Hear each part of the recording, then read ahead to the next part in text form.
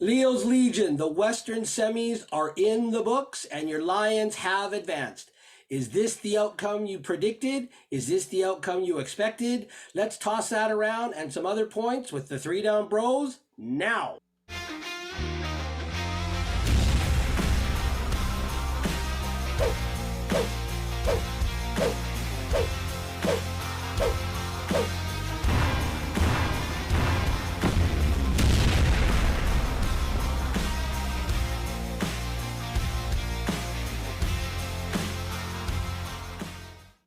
Welcome, Leo's Legion. Your Three Down Bros, Arthur, Roland, and Greg are in the house after the Western semifinal, a 41-30 Leo's victory.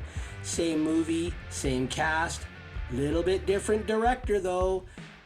Same result. We advanced to the Western final in Winnipeg. Saw some performances for the ages. Saw a coming out party. Let's toss some high-level thoughts around, starting with Arthur. Well, my boy VA, you gotta give him credit.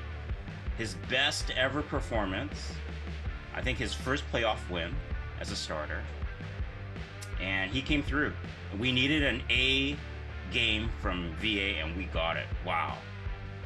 You know, that first series was a 2-0, but I attributed that to potentially a drop on Kudos. But he was just smoking, running, decisive. Wow. Where was that? That bye week, the second half off, and that last game, and the bye week, and then that knee looked good. Wow. Roland, what do you think? Yeah, awesome. I mean, I was confident going into the game. I didn't have any doubts that we were going to win, but still, that game really impressed me. VA really made a big difference, not just in his own plays, but in terms of rallying the troops. Right, you saw every single person in that team just giving it 100%, just feeding off that energy. So he showed up not just as an A player, but as an A leader, and that's exactly what we needed. You know, Calgary did surprise us a little bit. Like, I think that first play, like you said, they did surprise us. But for the most part, the players said they didn't really see too many things different from Calgary. But we were able to adjust to that loss, from a couple of weeks ago. And yeah, on Sunday I met a friend. And when he saw me, the first thing he said was, "You must be happy." And I told him, "I'm very, very happy." Greg. Absolutely. Well, we had some guests at the game. The Three Down Bros did. First time football viewers, first time game experience, and they were treated to a performance of the ages by VA.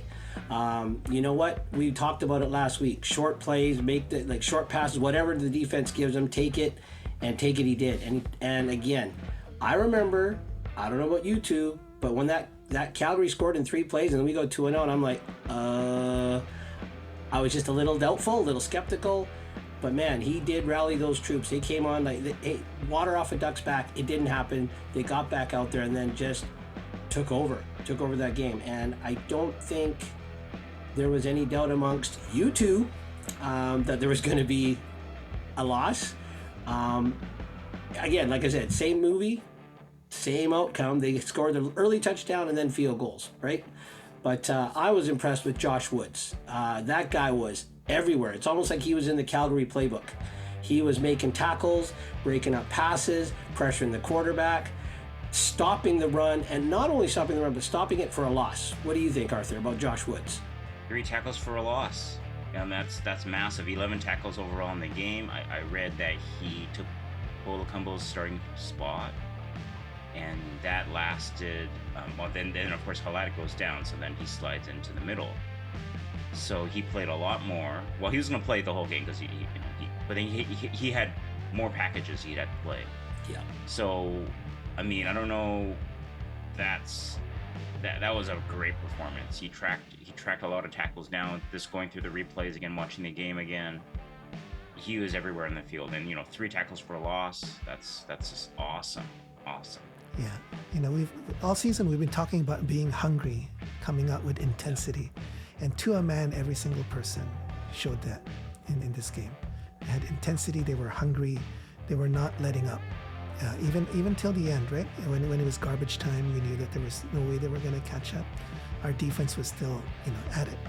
So that's exactly what we needed to win this game and for the next two games as well. So yeah, wonderful. Absolutely. I mean, that hunger, that intensity, that energy was on full display. Opening play, Archibald with that hit on the opening kickoff. I think that set the tone for the whole team. They were fired up. Okay, so they were caught off a little guard with those pass plays, but they were ready to stop that run, right? They were just a little late, but that's okay. They righted the ship. So we've got a performance for the ages. We've got shall we say, a coming out party for Josh Woods. And Roland said that intensity, that energy, that hunger was there, and the team didn't fold with that quick start by Calgary. That they looking like a team rounding into that, knowing how to win, dealing with adversity form. Yeah, exactly. All right. So should we look at some drives and then jump into the game? Good. All right. So let's take a look at the drives for first quarter.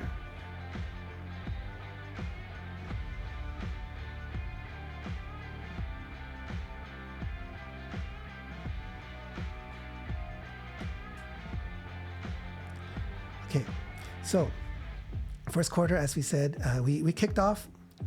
Calgary gets the ball first in three plays. They get a touchdown. So really fast, right? 3 plays. They kick the ball back to us. We get the ball. It's a 2-and-out, and we punt. So at this point, like you said, Greg, it wasn't looking good. They had a quick start. And we couldn't answer. So they get the ball back, and then we get an interception. So that's we've always said, right? Someone needs to step up if the team is kind of struggling and not moving forward. All it takes is one play, someone to step up and make the play, and that turns things around. Right? So we get the interception. Oh, go ahead, sorry. No, I said Gary Peters did it. Yeah, exactly. We get the interception, we get the ball back, then we march it down 9 plays, 75 yards for a touchdown. So wonderful. Now the game's tied. We kick it off, and then Calgary goes 2-and-out. So wonderful. Then we get the ball back, and then another 5-play drive for 61 yards. We get another touchdown. So far so good. First quarter. And any thoughts? How were you feeling at this point in the game? I was surprised. I mean, pleasantly surprised, but I didn't think Calgary again, all factors what they were in the last game of the season, but I didn't think it would be that 180-degree turn so quickly in the game. I mean, you want to talk TSN turning point. That interception, that changed the whole game, and the game just did not swing back Calgary's way from that point on. And I was surprised, but very happy. What about you, Arthur? Well, they were on the BC 41. They scored a touchdown that first series, and BC had a 2-and-out, and then they're on the BC 41, and I'm like, uh-oh. Because I was concerned the BC would stack the box. I think I was saying this last week. BC's going to stack the box to take away the run. They have to. They want to commit 12 people, right? That's what Rick Campbell said. We need all 12 people to commit to stopping the run. Then Calgary, like the previous game, would try to beat BC deep. And I'm like, they're going to go deep. We need to get pressure on the quarterback. That's what we said. They hit 2 shots downfield for an easy touchdown drive for 3 plays. I was like, uh-oh. Because if the Lions can't get pressure on the quarterback and Mayer is on, they have receivers that can beat us. Yeah. And our secondary has shown in the last half of the season they can get beat deep for whatever reason, So I was a little but then like what Greg said, the interception changed everything, and then of course a very methodical, steady drive by VA, and then 7-7, you're feeling really good. You're like, hey, at least we tied. It could have been worse. It could have been 10-0, 14-0, yes. Right? Yep. And but we had a big crowd there. So at the end, we got the second touchdown, and you're feeling better because then the Lions, were able to like stop the run a bit. Like Calgary tried to run, and Lions were fired up on the D line, and I think the front seven really were hungry. Yeah. I mean, Calgary had their moments, right? He broke a few, but not anything like that last game of the season. I mean, he got an 8, 9, 10, but yeah, it was just nice to see that complimentary football clicking on all cylinders pretty much that whole game from that interception forward. I would say he didn't really rush in the first quarter. Nope, I think TSN said 4 yards. Got like 4 yards in that first drive, first run play, and then they deep. So they did a lot of their damage in the second half, while BC was up massive. Yeah. So these are the stats after the first quarter. Yeah. So you're right. 4 rushing yards. We had 7. But yeah, we knew that we needed to get ahead early. Vern was saying that the whole week as well. We need to get ahead early. And that first touchdown by Calgary kind of put us in a little bit of a hole, with us going 2 and out. But we tied it, and then we went and got a second touchdown. So by the end of the first quarter, things were looking promising. Mm-hmm. Yep, 2 and out, and the punt, and then I think we forgot to touch on that shanked punt. That was starting to worry me too. It's like 2 and out, a horrible punt. They start great position, like Arthur said, and then the interception. But then with Halata getting hit, friendly fire, I was, great interception, but there was still a little part of me like, ooh, That's true. But great first quarter. Full credit to the guys. All right, and then let's take a look at the second quarter. So, second quarter, we just finished off with a touchdown, so we kick it off to Calgary. They march it down 11 drives, 11 plays, 61 yards for a field goal. So it's 14-10 now. We get the ball back, and then another touchdown drive, 7 plays for 70 yards. And then we kick it off. They get the ball back. They get a field goal. Then we get the ball back. Another 8 plays, 70 yards, another touchdown. So at this point, we're trading field goals for touchdowns. We kick it off. They've got 2 plays, and then it's the end of the half. Thoughts and feelings at this, or should we look at the stats first? Let's take it. Yeah. So stats at the end of 2 quarters. So look at the first downs, 19-10. Passing yards, 261 to 163. Rushing yards, we're only at 31, but they're only at 40 as well.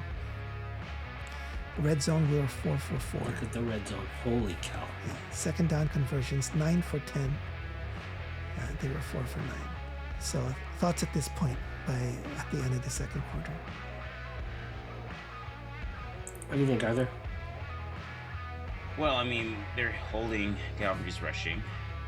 They're keeping it close to BC Lions rushing. I mean, Meisel's not doing much. It's really more Vernon scrambling. Yeah. And those 31 yards could have been longer, but they were near the goal line. Those, I guess 3 touchdowns for him, right? 3 rushing touchdowns. By this point, I think it was 2 and 2 rushing touchdowns. Yeah. So Hatcher, then VA, then Hatcher, wasn't it? Katoy, then VA, and then Hatcher. I mean, So, anyways, so those BC rushing yards they're just, a lot of them are short yardage anyways. Yeah. So, but this is looking obviously 4 for 4 in the red zone. That stands out. The second down conversions Roland was showing you at the game. I said, well, they're 90%. That's crazy. So, Greg, you were gonna say something. Nope. Oh, just here you go. Okay. Smiling. All right. I heard. So a lot of those were key passes, right? It was their second and short, or second and long, and second and 10. It didn't matter because VA would find a hole in that zone defense, and Calgary was just sticking to that zone defense, letting the linebackers drop, and then Vernon would just find this little get that seam, get that soft spot, past the linebackers, but before the secondary. And, kudos to the O-line. It gave him enough time Yes. to throw, But VA was much more deliberate, like going through his progressions. If it's not there, he's running. Exactly. If not, I mean, he's making quick decisions. Yeah, very decisive. Yeah. Well, I did say he needed to be that way for this final Western Semi, right? No, just kidding.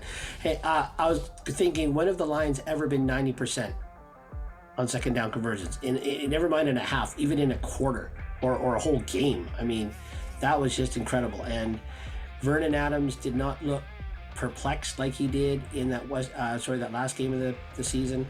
And I remember watching the TSN rebroadcast. They were saying those linebackers are already gassed by the second quarter. Yeah. It's not the running game that's tiring this team out, but it's VA's balance of his legs, his short passes. They're, like Arthur says, they got to drop. Then they got to kind of figure out where Vernon's going, because he was going through his reads. There was a graphic that showed he looked here, and then he took off. And those linebackers were hands on their hips, breathing heavy, even before halftime. So yeah. Full credit to these guys for this half. And you know, I mentioned during the game that they had that New England Patriot formula: score a major going into the half, because you get that ball coming into the second half. Yeah, absolutely. I saw that. There was a shot by TSN on both Cam Judge and Awe, and they were both like panting, and you can see like they want the their mind wants to get in, but their body is like tired, right? So that's where we need to put our opponents. Yeah, so wonderful. Okay, let's take a look at the third quarter. Yeah, actually, Greg, that touchdown you talked about, that last touchdown before the end of the half, it was we got the ball at 2 minutes 6 seconds, and we were able to march it down and get a touchdown. Beautifully done. That's confidence, right? Yep. I was just hoping, hey, if we just get points, I was thinking a field goal would even be great. Yeah, but no, a touchdown puts even more pressure on Calgary. Yeah. All right. So, third quarter, they kicked the ball to us. We get 2 plays, and then there was a forced fumble. We'll look at that play later. So they get the ball on our 50-yard line. They move ahead for 4 plays and a field goal. So good thing it was just a field goal. I was pretty happy with that. We get the ball, and then it's a 2-and-out. So not too good. We punt the ball. They get the ball. 6 plays, they get a field goal. We get the ball 9 plays, we get a field goal, and then they get a 2-and-out, and that's how. Well, it's not the end of the quarter yet, but the next drive goes into the third quarter, so I pushed that into the fourth quarter. I mean, so what do you think? Third quarter, we've typically, like you've been saying in the game, typically our third quarter is our worst quarter, and it shows here. I mean, they scored 6 points, we scored 3. Thoughts? Well, I had gone to get a hot dog by this point. But I just remember talking to a fan out there. The third quarter is our nemesis. Like, what if we had to pick one thing that we just couldn't fix for this game? I would have to pick the third quarter. It's just that they come out not as sharp as when they went in. I don't know what happened, but it's just like, I mean, to me, it's still better than it usually is. But if I had to find something, it's that third quarter came back and just that tad bit of ugliness. If it was a better team than Calgary, all due respect, maybe it's more than 2 field goals that get scored on us. Yeah. Because, I mean, 2 field goals that quick, and then, I mean, great, they went 2-0, but who's to say that's going to happen against any other team? Arthur? Well, what do you think about that forced fumble?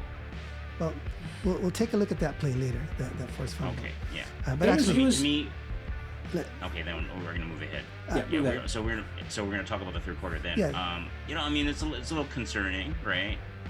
That forced fumble, and then there was that 2-0, and that's where Adams going through progressions, looks for Mizell, overthrows him on the sideline. Like, that's just like massively overthrown. You're like, oh no.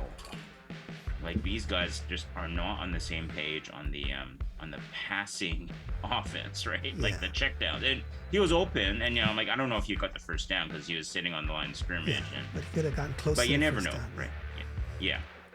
And then and then after that it was just kind of middling, so they weren't as convincing, but they weren't being, again, it was just kind of a saw off. I mean, Calgary was going to come out. This is the when they were going to come out, right? Their defense had a chance to rest up, so Lions obviously had them on the ropes, right? And like offense was just dominating them. So that the Calgary defense would stiffen because they had that bit of a rest. And they have to. But I mean, apart from that fumble, I mean, at least the Lions weren't making other mistakes, right? I mean, you can manage the game, but you don't need to give the game away. Yeah. So at least like VA wasn't throwing the ball into like a lot of coverage. I can't remember like a lot of really poor decision making. No. Maybe an errant throw or there, and then there were some drops too. I mean, there were some drops by the BC Lions receivers as well. Yeah. So I think overall you would take it. You're up, and you're managing the game. You're not making a lot of mistakes apart from that fumble, which we'll talk about. Yeah, I would have to, if I could add quickly to Arthur, they did mention that in the broadcast. Uncharacteristic drops by Hollins a couple times, and then, like you said, VA overthrowing Mizell, overthrowing Hollins in the end zone on another pass, but overthrow I will take versus forcing with, an iffy outcome, shall we say. Yeah. Totally agree. Calgary's going to make their push. Their third quarter is when Calgary was going to make their push. Yeah. And you knew they were going to make it. And we bent but didn't break. I mean, we gave up 6 points and we got 3. So I mean, it's kind of a solid. Yeah. Well, and that's what you said. If it was a saw off, you'll take it. Yeah, I mean, when you're not, I think with a turnover, we gave up a turnover. Yeah. Then being outscored 6-3, and you're up what? 15 points. Yeah, you take that any day of the week. And you're at home, and you're ahead. Going into the fourth quarter, you have the ball. I'd take that. Yeah. Every day. I know someone wanted 50 points, right, Greg? But I don't know who that person would have been, because that would have been a bucket of donuts for somebody. All right, let's take a look. That's another episode. Q4. So actually, this first drive started at the end of Q3. We got the ball back towards the end of the Q3. We got a couple of plays there, and then 5 more plays on this quarter. 7 plays total for 75 yards, and we get another touchdown. So we kick it off. Calgary gets the ball. We sack them, and they turn the ball over on downs. That was so satisfying. So the dome that's the loudest you've heard the dome. Yeah. Like sack and turnover on downs and deep in Calgary zone. Yeah, that's right. And the D-line deserved it. That's what I felt. I was happiest because the D-line deserved that kind of sack, that kind of outcome. Yeah. And that crucial a time. Yeah. Our D-line looked pretty... they were not getting pushed around. And we'll take a look at this at the place later, but that was the feeling that I got. In the past, we kept saying they were always getting pushed around. They were small, but this game, they were not being pushed around. So then after the turnover, we get a field goal. They get a field goal. We get the ball back again, and we miss the field goal. Uncharacteristic. Then, Calgary gets a touchdown here. 10 plays, 101 yards. And with a 2-point convert. A little bit penalty aided, I would add. Quite a bit penalty aided. I wouldn't say penalty aided. I'd say, well, we'll talk about it later. We'll take a look at those plays. They do an onside kickoff. Of course, low percentage. They don't recover. We do a 2-and-out. Punt the ball to them. Hail Mary. We intercept the Hail Mary, and that's it. End of game. So my only comment here was that after that touchdown at the beginning of this quarter, I was telling Arthur, let's put Evans in. No need to have Adams finish the game. And they said that on the TSN broadcast too. You might want to think, is this time to take 3 out and put 17 in? They said it a few times. Yeah. So anyway, thoughts at this point? Did you think that the game was over by the beginning of the fourth quarter? Well, after that touchdown, Yeah. And that's when VA ran into the end zone, right? Yeah. And you're like, oh my, this is like, you're up so much. And there's still quite a bit of time left, right? There's still 13 minutes left. But yeah, you thought that at that point, Lions just had to manage this game. Yeah, I thought put Evans in, even if Calgary gets a touchdown or even 2, right? We're still gonna win. So that's what I thought. Greg, what did you think? To borrow Arthur's words from a few games ago, after that back-breaking touchdown, I didn't have a doubt. VA just looked like he was having so much fun. He was. I again, as long as the D just continued to play to that level, but I think they had a little bit of that Winnipeg game in their mind. Like they want to keep pedal to the metal till that final whistle, and I'm glad they did. I'm kind of happy that VA stayed in there because I don't know. Maybe along with that other mysterious person, I would have liked to have seen 50. Just because it couldn't happen to a better coach. It couldn't happen to a better opposition coach, having 50 hung on them in a Western Semi. But I was happy. The game, it didn't feel in doubt to me after the first quarter got underway, because the third quarter may be their nemesis, but the fourth quarters they sometimes generally finish. Yeah. Touch wood. Yeah. No love for Dave D there, Greg? Not even when he was number 12 in orange. Sorry. I mean, He's the I would. second best 12, that's for sure. I would love to see 50 as By well. a mile. I would love to see 50 as well, but the thing that was hanging on the back of my head was that we need to think of the next game. If Vern gets hurt here, next game's gone, right? Yep. So and this game's done, right? So we've done our job. Get the backup in and let him mop up, and then get Vern, all set and healthy for the next game. That was what's going on in my mind. Okay, take a look at the plays. So, as Greg said, this is the first play of game, kickoff. And that massive hit by Archibald. He actually takes out 2 guys. Yep. Beautiful. He takes out 2 guys. When this play happened, I was thinking, this is the way to start. This is the way to start the game. I didn't think the Lions liked that last 3-minute touchdown that Logan had against them in the prior game, and it must have been some chirping. So when you return kicks, you're gonna get hit. That was worth my price of admission. That hit right there was worth the ticket right there. But all year. And again, I didn't notice the friendly fire. When we were at the game, I didn't notice the friendly fire started right at the beginning of the game. He took out his own guy too. That guy. Gotta keep your head up, man. No, that guy was down he already. went low too. Well, look, he went low. Yeah. He saw it coming when I'm bailing. Yeah, I think he took Logan. Actually, now that I see, I think he took Logan's. Took a kick to the head. Oh no, his own guy kicked him. Yeah. But that's okay. Yeah. That's okay. It's what happens. Bodies are flying. Yeah. But wonderful. I don't think the whole season we ever saw a hit like that on a kick return. No, not on teams. Yeah. Not on teams. So.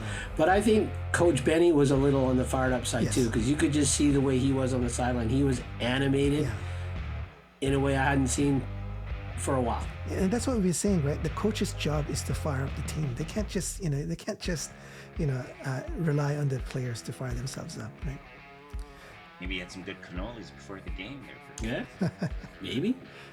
All right. So, Calgary gets the ball, and then I'm going to show you this next play.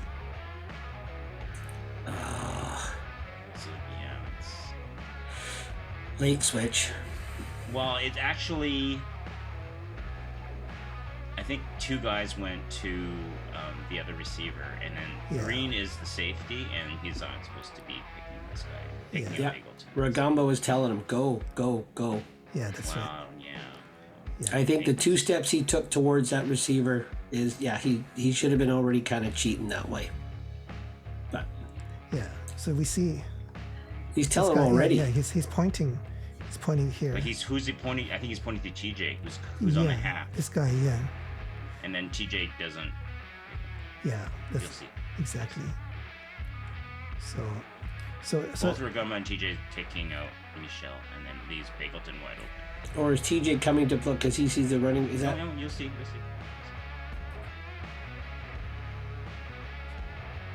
yeah, I think Rugamba was. This is not This is TJ drew it.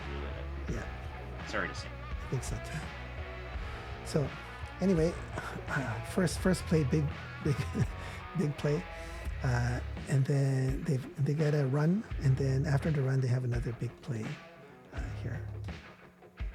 Yeah, I think Mike Jones just gets beat. He bit. Beat. Yeah, he did. He bit on the in move.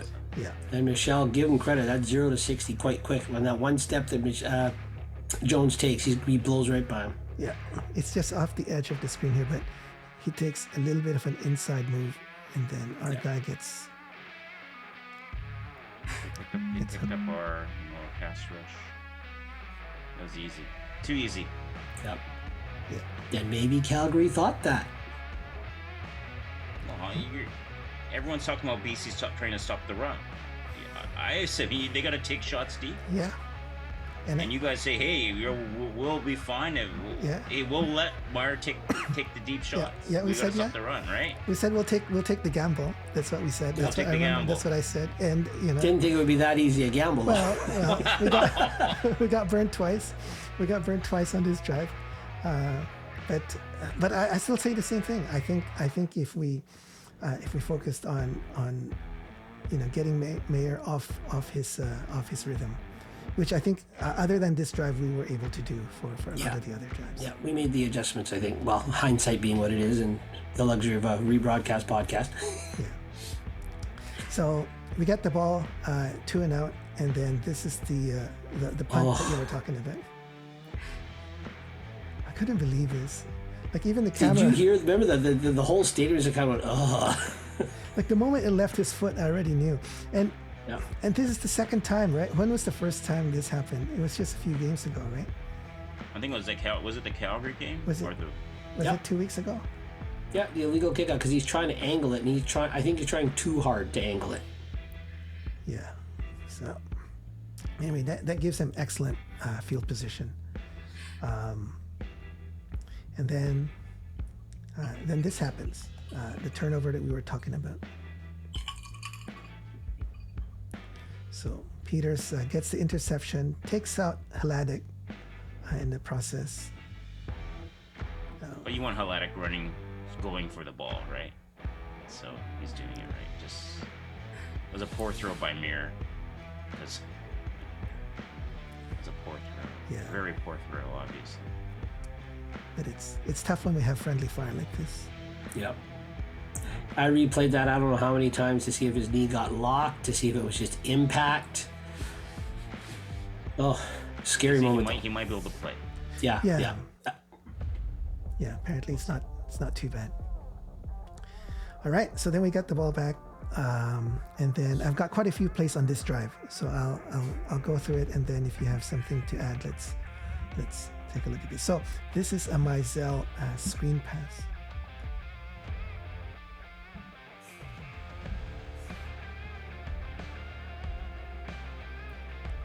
So this looked good to me. Yep. For a number of reasons. We'll see a few more screenplays later on, and I think this. Remember we talked about how scheme-wise we need to scheme plays that kind of cover our weakness of not being able to run the ball down their throat, right? So I think plays like this does help, right? So, we've got two linemen out ahead of him. He stopped the key block there, and we get a first down. And I just love the fact that Mizell ran north-south. Yeah. Without a stutter? Without a stutter. Like he blew by that block, and then he just got what he could. He didn't try to deke him, he just got it. I was happy. Yeah. The O-line did what they needed to do. They held the D-line here just enough, and then released and got ahead of the runner. You know what else I liked about this play was it wasn't just, drop back, let the D line come to you and over their heads. VA rolled out and pulled the D line with them, making them run a little bit more, adding to some, tiring them out a little bit more. And now they're that much farther away from disrupting anything. Yeah. D linemen, the offensive linemen got to do a better job blocking. Basically, they were just obstacles for the tacklers. You see it. In this play? Yeah, you just go ahead. Oh, myself pretty much had to get it, but this guy squeezed between them and still got contact, and he had to get through two guys. Yeah. He's pretty much.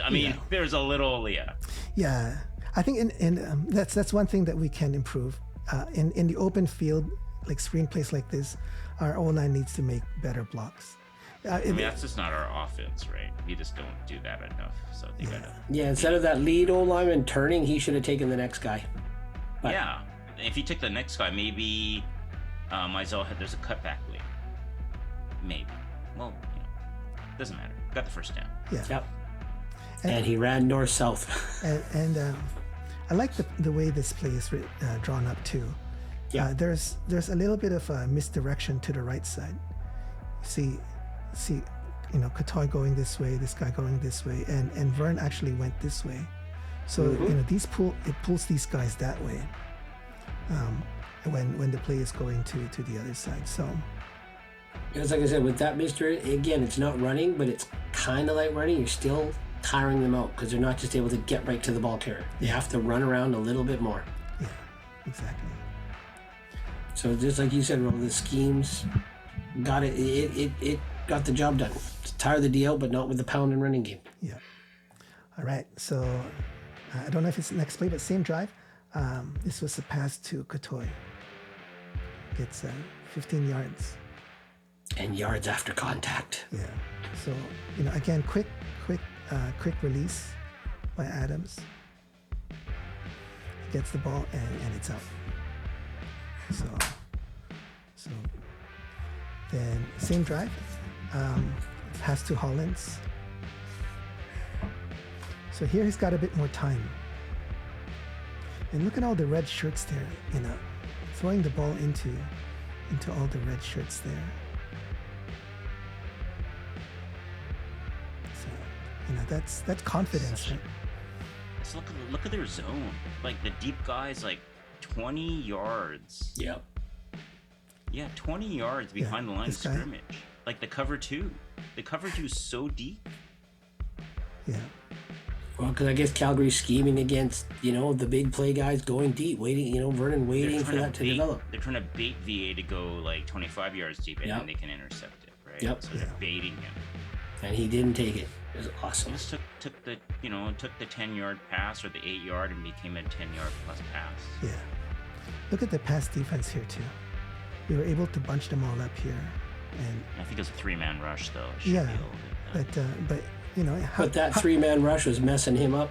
Yeah. How many couple games ago? Yeah. Right? How many times have we been disrupted? True. Right. Yeah. So we kept saying 5 should stop 3. 5 should stop 3. Well, they finally did. Eventually, I thought Calgary was gonna adjust. I was telling you guys in halftime, I thought Calgary was gonna adjust, and I think they slightly did, but anyway. Yeah. But yeah, this was just too easy, and with VA on, that zone defense is gonna get ripped apart by VA. Yeah. Okay. Then same drive. This one's even better. It's 23 yards to Rhymes.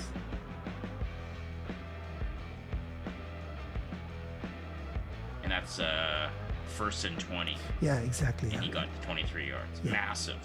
Yeah, massive play. We needed 20. He got 23. Put him in the red zone. Yeah. Okay, next one here. This was just a 1-yard rush. So not too impressive. Then it's 2nd and 9. We get a 10-yard pass to Rhymes. Okay, so that was a quick out by Adams. Next one is the TD pass to Katoy, 8 yards. That was a little scary.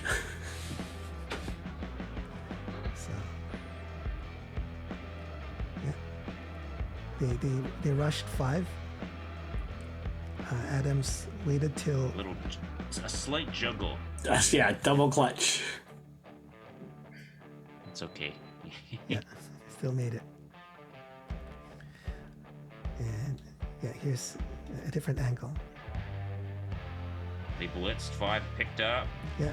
And who paid? Is that Mizell paying the price on that block? Yup. Yes. Yup. Yeah. Well, he went Paid low, the which is price. good because he's small. He Right? went low, but not too low. He went waist high, so that like he didn't take himself out of the play like he normally does. Exactly. Yeah. They rushed 5 and then found the soft spot in the zone. Yeah. And that ball had some authority on it. Yeah. So maybe that was the cause That of was that probably gives Vernon a lot of confidence. All right, let's go. Yeah. Exactly. All right. So then Calgary gets the ball Look at back. that! Look at that defense! Look at that shot! Like you got 3 linebackers right on the goal line, and you have 4 in the secondary behind, and they're all just looking at the quarterback, Yeah. waiting to read and react. You think Adams could have gone to 2 other targets as well? Were they open Yep. enough? I mean, I think if you're a right-handed quarterback, it's just easier for you to throw That, from that hash to the other hash than go out wide. well, because you can get more zip on the ball too. Yeah. Yeah. Yeah. And You there's know, like if you're like this versus like this, I think, yeah. But And he's you got also a bigger target. and you're also looking at the hips of the linebackers, right? They're all keying. You know, Awe. I think that's Awe on to our right. Mm-hmm. And he's already kind of leaning that way. So, and like Arthur said, he can get more velocity on the ball to a bigger target yeah. who can shield the ball. Katoy is very good at shielding the ball. Yeah. But to your point, Roland, yeah, he could have thrown it near the end zone, like, get an out pattern. That could have been doable as well. Yeah. But given that Katoy, seems open, take the best shot, right? I mean, that's a tight window. But And with the amount of time you got too, you can look there, make the linebackers run back and forth a little bit. It's great. All right. So then, so now it's Calgary's ball. So this drive to go 2-0, but I wanted to show you a couple plays here. This one was a rush where we tackled them in the backfield. So Tebow. yeah, no space at all. Marcus Moore was there. Yeah, Marcus Moore was having a great day that day. When I rewatched the Plugging up. Yeah. footage, like he had a smile on his face like the whole time. Big smile. It's a big body. He is. Yeah, because that's Woody Barrett on the outside. I remember them talking pregame with Woody sliding out and Marcus going in the middle. That gives them a lot more bulk in the middle, but then gives them a heavier, quicker rush end. Yeah. So Yeah, they have that one O lineman try to pick off Woods in the second layer. But You then mean the first guy layer- that's holding Woods? Sorry. Yeah, you know. Yeah. Like he's going off, this guy. but then He doesn't know what's going on behind him. He's doing his job. yeah, like you see that one guy that's on flat on his back there. The Calgary guy. Yeah, like who nailed him? Like in the secondary. So that's he was trying to seal the edge here, and he misses. So he comes in this way. He's trying to take this guy out, and he misses, and he kind of falls on the ground. And is that Peterson needed to jump over him? Well, that's a pretty good play. That's what we needed. Yeah, Yep. exactly. So they lost That's a 7 confidence builder right there. One brick. yards. They lost 7 yards. Okay.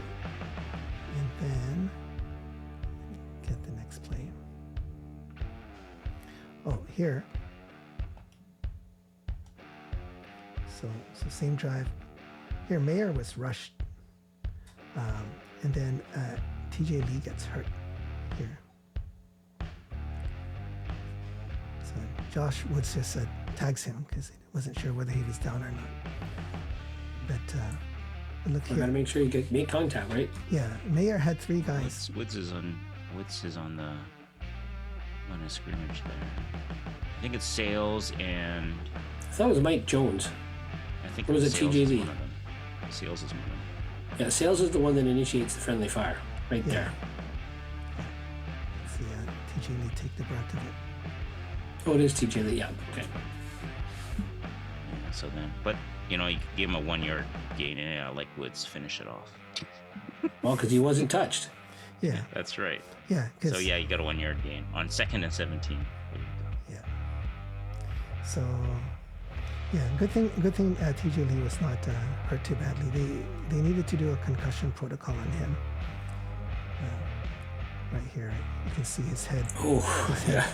His head snaps back, right? But Well, because they both think they're keying on Bagel, and then Bagel gets out the way, and boom. yeah. So that was pretty a little bit scary, but he comes back for the game. So, all right, and then so Calgary, it's 2-0. They need to punt it. Williams takes the ball, Return. Great return. Yeah. Look where he's going. runs. Oh, for you, that's big. That's big. by That's 30. huge. If it wasn't for 36, I think Williams takes it up, turns the corner much easier. Yeah, But that 36 really pushed him on the outside. Yeah. Yeah. But he still made it, and then yeah. He still Gained took the still. scores. Yeah. Still turned the 20 yards corner, there. but not enough space left. Yeah. yeah. Do you know what made me happier than Terry Williams coming out to the side? Do you know what made me happier on that kick? What? No flags. Sure. In all, I mean, the return guys have been a lot better with the illegal blocks lately, but that was just great. And who's the coach that's telling him to go? Is that one of the equipment guys? 'Cause that's not Benny, I don't think, with the hat on. No, Benny was wearing a lighter colored shirt. All But right. whoever that was, he's excited. Love it. Well, everyone was fired up, which is great, right? Okay, so we get the ball back. There's a pass to McInnes, 19 yards on a 2nd and 10. Yeah. Second And not 10. going down. Not going down. Yeah, 2nd and 10. McInnes is really impressive, right? So many second and longs, and he converts. Okay, and then same drive. This one is to Hatcher, 36 yards. Yeah, I thought for sure that was a sack. Yeah. Yeah, this is beautiful. That was a good adjustment by 31. Don't you wish Hatcher was just a little faster? I know. Well, I know. 31 made a good play. He jumped Yeah. for it, and then He did, yeah. Well, it is Trey Roberson, right? I mean, he's a decent DB. Yeah. Here's a different angle. So Adam slips out here. So there's two things, right? Adam slips out, and then throws the ball on the run. The accuracy is there because Calgary couldn't get it. Only Hatcher gets it. Hatcher loses his balance a little bit. If he didn't lose his balance and if he was a little bit faster, it might have gone in all the way for a touchdown. But that's okay. That means Calgary D has to stay on the field for 2 more plays, right? True. From our seat, though, from our vantage point, I thought, oh my gosh, Hatcher's looking the wrong way. It's going to be in. But I was surprised he caught that because it looked like from our end he was looking over the wrong shoulder. Yeah. Right. So yeah, this play really gave me more confidence too. Just the fact that Adams is able to scramble and get the ball out accurately. And then we're 1st and goal on the 6-yard line, and here's the play. 1, 2, run. Yeah. Oh, 1 read, 2 read, run. Just take off. Yeah, very decisive. I think how Right? many reads, Greg? How many reads here? 1, 2, gone. Look at Because we talked about it last week. He's been waiting in there. The pocket's collapsing. Like, okay, there's a hole. Look at the hole he had too. I mean, Well, it's not clear hole, but he freezes this guy with that step there. All way. He freezes all way. Yeah, because Alway is so aggressive, right? yeah. So he freezes him, and then Wow, that's so fast. that was beautiful. Yeah. That's Vernon CFL looked so smooth running yesterday, CFL, Saturday. CFL style quarterback, right? You gotta beat them with the legs, right? They got to run. Yeah. Maybe VA should take his dad to all the games. Well, I think the knee was feeling better, and I think he's saving it for the playoffs. Yeah, maybe. Yeah. Hopefully, there's a lot more left in the tank for the next 2 games. That's right. All right, so then we kick it off, and I want to show you here because look at how we swarmed. We swarmed our returner. So that again goes to energy and intensity. Oh, look at this! Just drive the blocks backwards. It's beautiful. Yeah. This is what I love to see, right? Everyone is just hungry. I'm gonna do my job, even though he's wrapped up. I'm still gonna go in there and push, right? Someone should have just lifted him up and just thrown him to the ground. Yeah. In a loving way. Brotherly, loving way. Well, hey, it was nice to see the Lions hitting for a change versus, like you said, the nice putting down. They were hitting with some authority today or Saturday. And unfortunately, hitting each other too. That too, but hey, that's hard, right? When you're going full energy, there's bound to be friendly fire, right?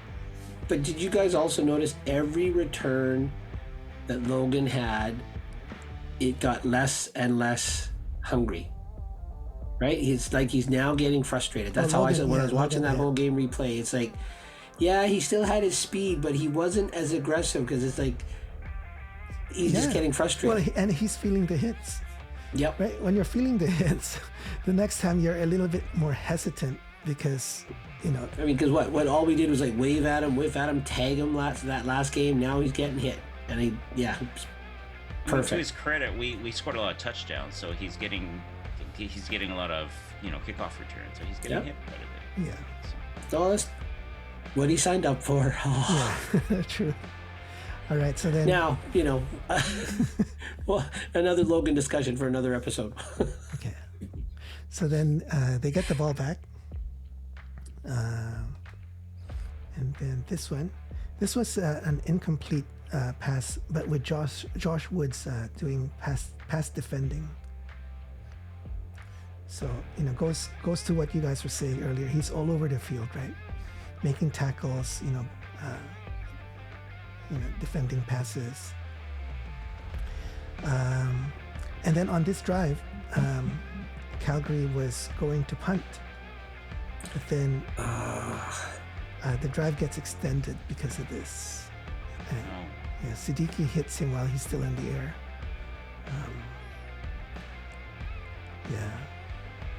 I don't know. Could this have been avoided? Yep. I think so, yeah. He's got to take a better angle. Yeah.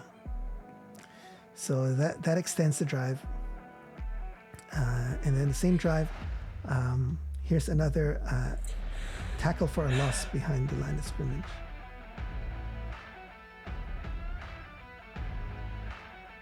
And I like the way they took him down on that one.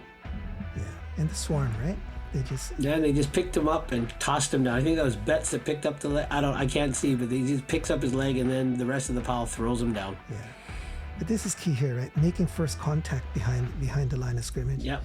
And then everybody's showing up. Yeah, everyone shows up and 4 guys there. Yeah, finishes the job. And Kerry, first contact, he made a couple of yards, but the pursuit or the gang tackling there finished him off. So that's good to see. Yeah. And then here's another not a loss this time, but for no gain. So meet him at the line of scrimmage and then make the tackle. Oh, Matthew Betts, love it. Yeah, he's fired up. They're all fired up. Banks is a big guy.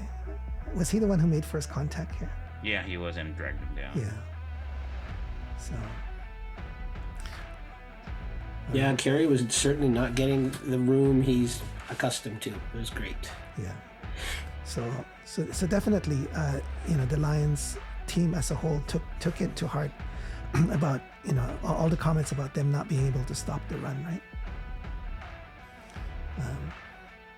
So, and then next play. So we have the ball back now. So I think that one, they got a field goal. So we get the ball back. Here I'm going to show you some plays on this drive. So it's a Mizell rush for 8 yards. So that's not bad. That's like one of our better running plays in the year, right? I mean, lately, but then of course Calgary's totally not expecting us to run. I don't think any team is expecting us to run. There you go. I mean, we just scored 2 touchdowns by passing into their zone defense, so. But they weren't going for that. What, Holland's fake sweep? Because they hand off his big play. Yeah. But I want you to take a look at this right guard here, our right guard. So he pulls. So there's the right guard, right? He pulls to the left. He's kind of the lead blocker. Takes out one guy, and then falls over 2 other guys.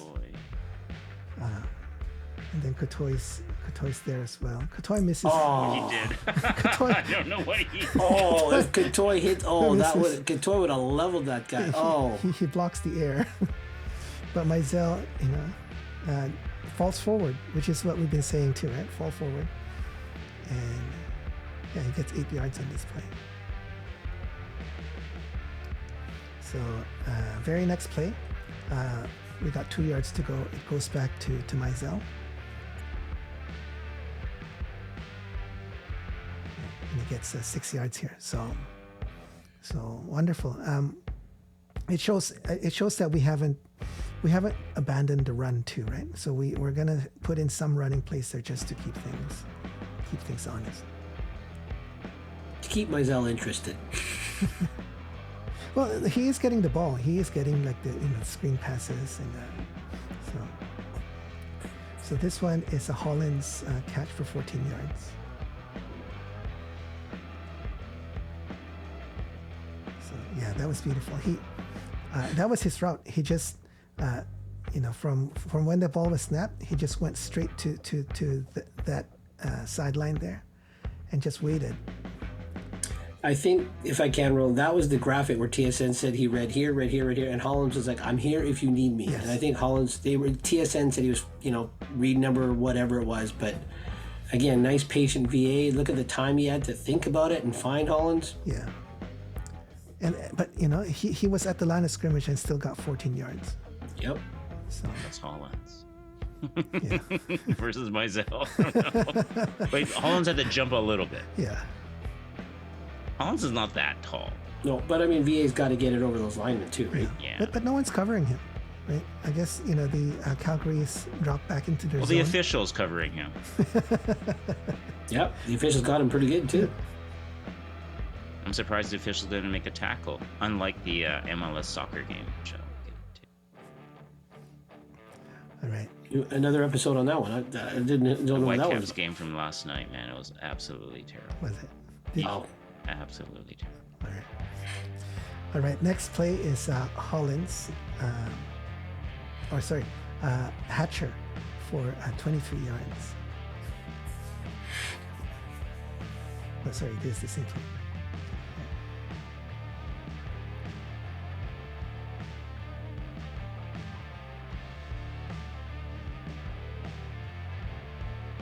It's tough. A mobile quarterback steps up Yep. and you have to chase him, and then boom. just as good as a running game. Yeah. Almost. So, Almost. That's right, Greg. and then we have More entertaining. 12-yard pass to Kotoy. So, That's a show for another day, Greg. Show for another day. See, the linebackers are panting now. They're just running around trying to find receivers, closing, dropping, side to side. yeah.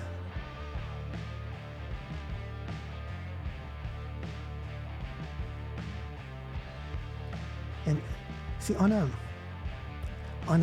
passing play, we have 2 linemen releasing and going downfield. See that? Take a look at the 2 guards. Okay, the 2 guards here. So they they hit their guy, and then they go down to the backfield and block some guys. And it's a passing play. So these guys are freed up. So Adams knows he can't hold on to the ball.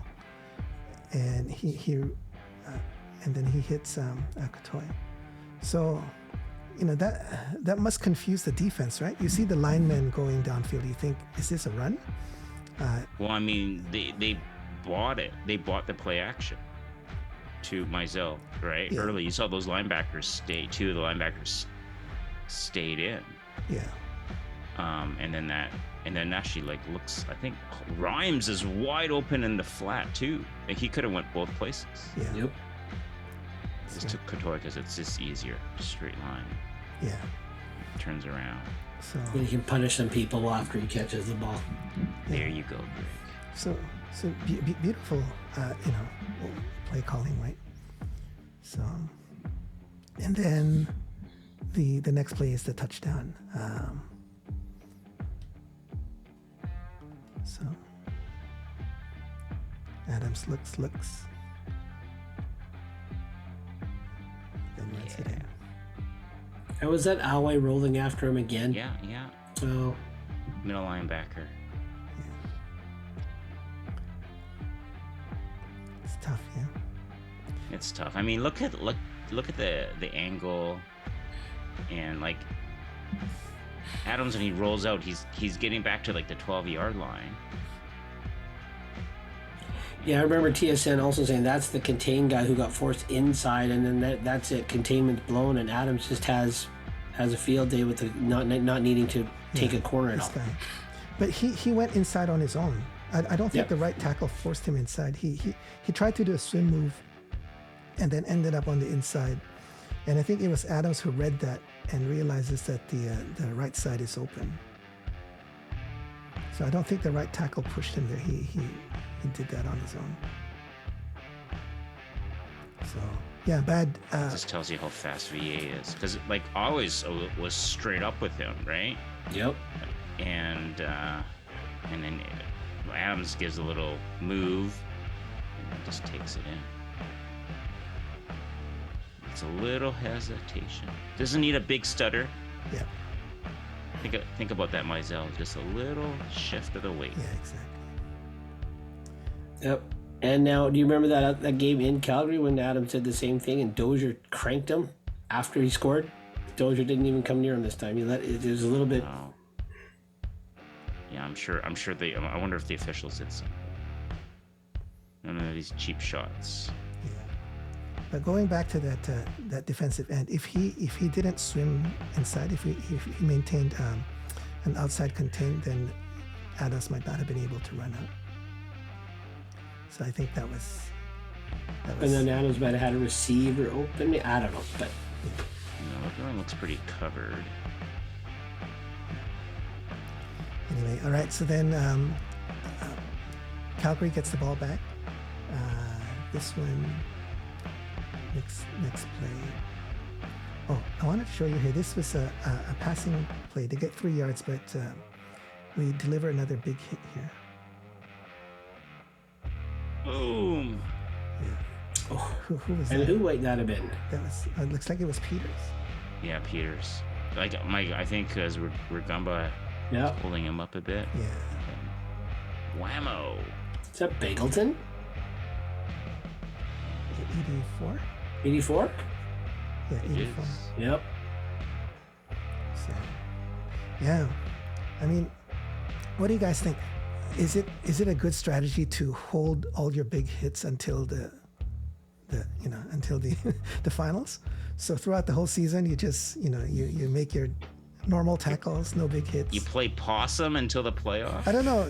That's what it seems, right? We haven't seen any big hits the whole season. Maybe think their that bodies are just feeling better after the rest. I mean, they had 6 games in a row before the bye. So I'm wondering if they were just getting a little they tired. needed that bye. Yeah. The other teams they played down the stretch were coming off byes, right? Yep. So maybe it's a little bit of that, and maybe it's a playoffs. Okay, because basically you kind of knew. I mean, everything came down to that Winnipeg game at BC Place. Yeah. And they played well, and they should have won the game. And then everything was, the next big game was this. Well, it had to be the semifinal. Yeah. So they knew you kind of keep a little, right? Yeah. Okay. I mean, I think in the beginning of the season they were hitting harder, and they built a big lead. True. And then like, okay, now we can kind of pick our spots. Right? True. Okay. Same drive, next play. I wanted to show you this because actually I like this from a Calgary perspective. This was a pass to the right tackle. That's the right, big boy ball. That's their right tackle there. And look at the move he makes on Sales. Well, I mean, he cut back, but he just let Sales did his job. He let the pursuit get him. He's supposed to force him inside. True. Right. Did Bagleton get a piece of Sales or no? I thought he did. A little bit. I thought he did. A little bit. I mean, like it was a no. stupid. Well, he reached out. You know, it's a stupid play if he actually got contact, right? Yeah. It's just but anyways. I think that made plays of the week, that one. Yeah. I liked it, you know, from a and there's the Kotoy. He's doing the Kotoy move. I mean, Bell. It is a first down, 12 yards for an offensive tackle. You know, that's pretty good. So I'm happy for you know, on behalf of offensive linemen. Here's a replay. Because no one's expecting him to catch the ball. They thought he was downfield making a block, and then so Gotta give him credit too. Good hands. yeah. See, he stops. He's got a lot of momentum, but he's able to stop to avoid Sales. It's like stopping at the buffet, man. Come on. Anyone can stop at the buffet. Hey, fried chicken's out. Stop. I remember Glenn Zutter saying that's a lot of momentum to stop on a dime like that. Well, I don't think he was going that fast. That's true, he wasn't. But you know, momentum is not speed. It's just speed. It's speed and weight. Yeah, but he signed up at 315, but they said give him 325, and he stopped all of that 325 on a dime. Yeah. All right, so He should play pickleball, then he'll have to speed up and stop much faster than what he did there. Sorry. all right, so same drive. Here, Mayer gets it's an incomplete. He's like flushed all over the place. So That's the Mayor we're accustomed to seeing. yeah, and it's the pressure, right? You know, there's like Lions jerseys everywhere. He's gonna be scrambling back and forth, and so he won't be accurate. All right, so then they get a field goal, and then we get the ball back. So here's an 18-yarder to Hatcher.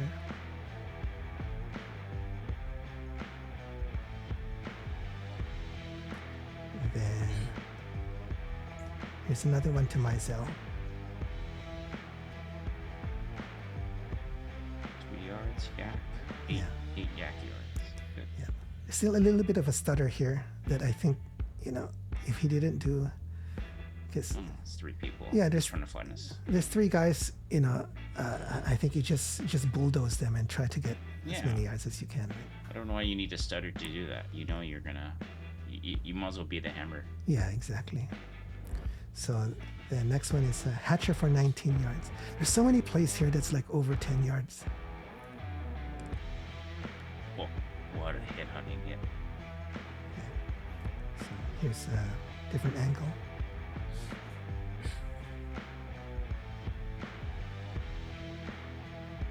And Alway knew where it was That's going. an Alway. Is that an Alway high hit? Oh yeah, head, helmet to helmet. Where was command center? Wow. Gee. The command center are having complimentary food from Spalumbo's at this time. Oh, foreshadow. All right, and then next one here is pass to Hatcher, but it's a full blitz. I wanted to show you 7 guys coming. He manages to get it out to Hatcher for 4 yards. But yes, so 1, 2, 3, 4, 5, 6, 7. These 7 guys are all coming down. And we managed to slow them up enough for Vern to get the ball out. Oh, Mizell, don't duck. Yeah. But, in other games, we always criticize Vern for not recognizing that and taking the sack, right? Yeah, he was already cocked and ready to throw that ball. It's great. Oh, I didn't notice that when I was watching it. I guess he had a few choices. Both the same. Yeah. But he didn't have much time, so first read has to go. Yep. Hot read. Yeah. I should say Spalumbo's is a popular Calgary deli. I've been there a number of times. It's very good. It's good. It's really good. Very good. So just so people get the Spalumbo's right. Okay. It's a popular Calgary. Yes. All right. I think it's the choice of the Moj. Okay. So next play. 2nd and 5 on the 5-yard line. They rush a full blitz again. How many they rush? 7. They rush 7 again. So live by the sword, die by the sword, which is, I like that. Everyone's picked up except for that guy. Man on man. This guy's free. Yeah, man on man on all the receivers. And he throws that ball where only Hatcher can catch it. So again, quick thinking, negate the blitz, and ends up with a touchdown. See, what they do is they take the wide out and he pushes deep and then you have a flat. So this is like, I wonder if this is like VA calls an audible and says, okay, on a man coverage, this is what you do. Okay. That's exactly what they said he did, because he was expecting a blitz in this area of the goalpost. And he again, Hatcher on a shallow out like that into the flat, man on man. Yeah, typically in the blitz, you have to go man to man, right? Yep. You can't do like a big zone with you blitzing, right? You just don't have enough And on the field. Yeah, and the ball was out quickly. Mm. Yeah. All right, so that was the 2-minute drive for a touchdown at the end of the first half. So, beautiful that they were able to execute that and go into the half with another touchdown. So now we're in the third quarter. So we got the ball first. So here's a Mizell 11-yard play. And I was quite excited to see that. That's the way they started off the third quarter. Tell like, the roll continues. Yeah. You see again, throwing the ball to the running back coming out of the backfield. I guess that's another way to kind of, cover your inability to run well, right? And then this is the play where it's a forced fumble on McInnes. So McInnes catches the ball there. And he's fighting for yardage. No, he's not. He's just, it's not really. You could say the forward progress was stopped. Yeah, there's so Or many, he didn't have possession of the ball. Yeah, exactly. There's so many things here that, here's a replay. Let's see if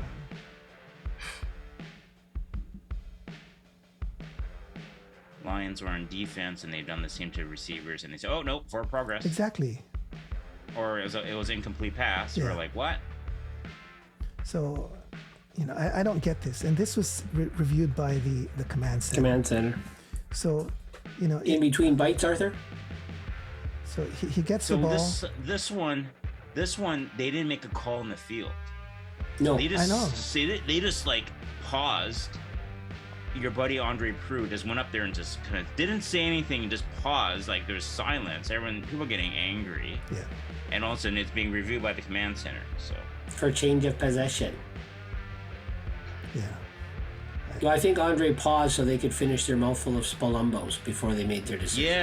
yes. Well, is it the meatball sandwich, which is good, or the Or the Pizzaghetti. Pizzaghetti?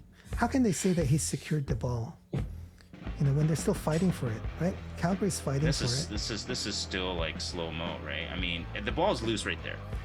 I mean, he had the ball for less than a second. Yeah. Like, Did he make a football play or whatever they got? Because I don't even think he took steps, did he? Yeah, he didn't take a step. He's just trying to corral the ball. Landed, yeah.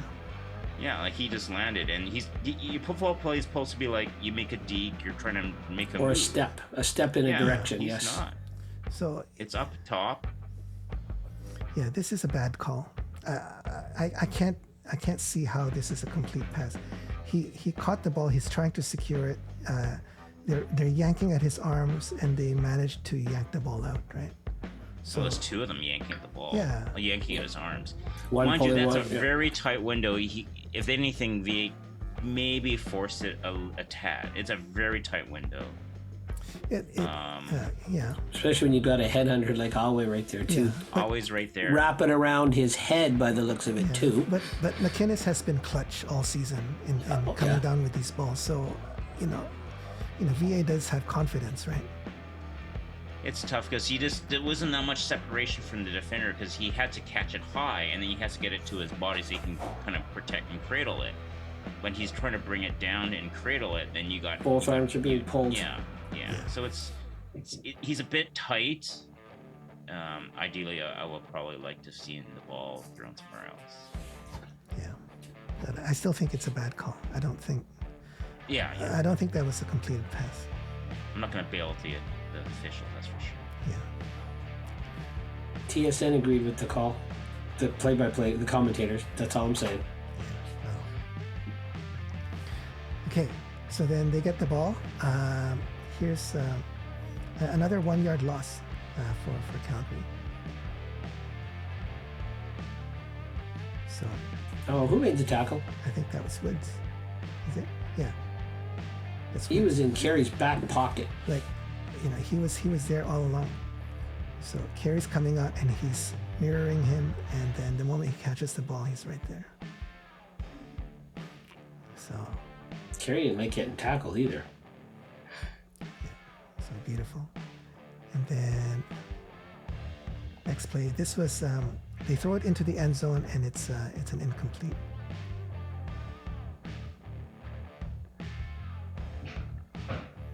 So yeah, I think we got a bit lucky here. You know, I think the receiver just made a mistake here. Our DBs didn't really do anything to. It's not a poorly. It's either it's a bad pattern or poorly thrown ball. But like as he's trying to go back shoulder, it just seems like maybe it's a little short. Well, that's where Suter had said if the receiver had turned the other way, he would have had a chance. But yeah, I don't know. It seemed like, where is it? I'm turning around. Oh, it's to me, and yeah. Oh well. Yeah. So they get a field goal out of this, and then we do a 2 and out, and then they get the ball back. So I'll show you some more defensive plays.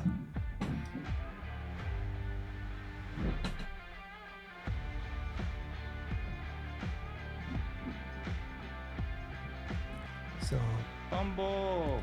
yeah, fumble, but this was called back because they called us offside.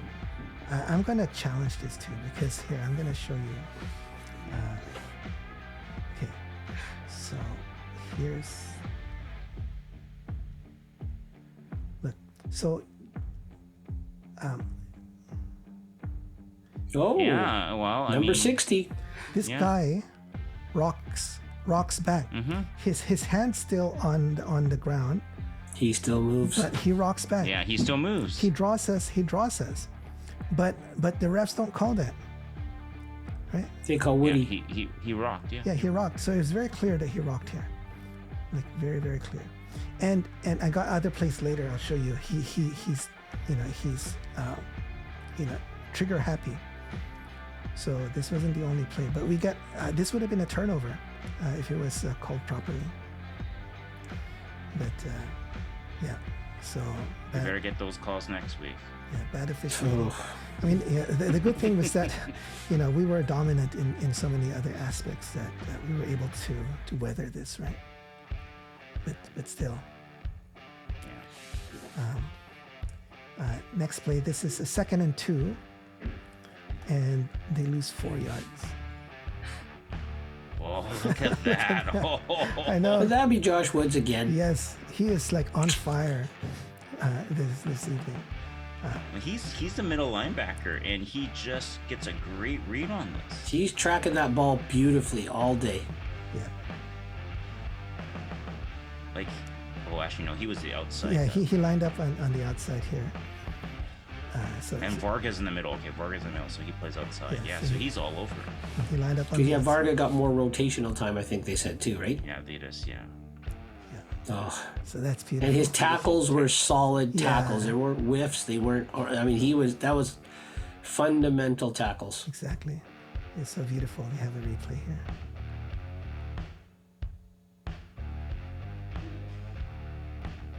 Yeah. That's the way to do it. He's a free agent after this season. Josh. Another episode. All right. So then they get a field goal. We got the ball back, and we're on a 1st and 20 situation. And this happens. 1st and 20. Oh, big. I know. miss. Did you see that? And that was a great block back there. Wow. You're going to show this again, I'm sure. Yeah. So I'll do this, and then I'll show another angle. So Cut. I know this. No shuffle. This No stutter. move there. A block by Boom. McInnes. Was that McInnes? Yeah, McInnes, and then Oh, a yeah. slide there. So Beautiful. different. I was expecting like a Cam Judge cheap shot, but I guess he Well, did fine. They have a history. They were saying during the broadcast. Yeah. They go back to elementary school. Those two, Judge and Adams. So he only cheap shots other people. Yeah. Yeah, they've got a healthy respect for each other. Yeah. Oh, So, okay. so this move right here freezes 53. That is bad. Oh, that is bad. Pick up your underwear.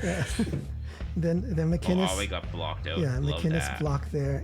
Buys him. McInnes took some punishment Yeah. for the team. That Buys him boy. another 7 yards. Yeah.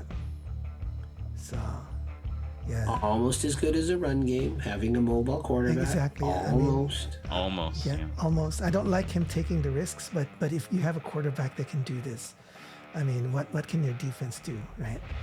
Because it still tires out the defense. They're not taking the punishment of getting blocked into, but it still makes them run. Yeah, It's a CFL. You have to have a mobile quarterback who can threaten to run, at least break out of the pocket, and threaten to run. Because it's a passing league. You're gonna have to some plays break down, and you're gonna have to get a first down by your feet. yeah. And I really think, well, we'll leave that to the end. I'll leave that coming Yeah. later on. All right. Okay. Same drive. This one is another pass to Hatcher. This time for 30 yards. Look at that. Yeah. Awesome, Dancing, Oh, no, dancing. No, this Wrong. is Same play. You just had to show one more time. Love it.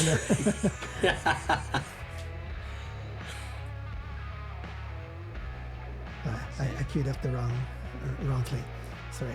Oh, no worries. Yeah. It's coming. We know it's coming. Foreshadowing.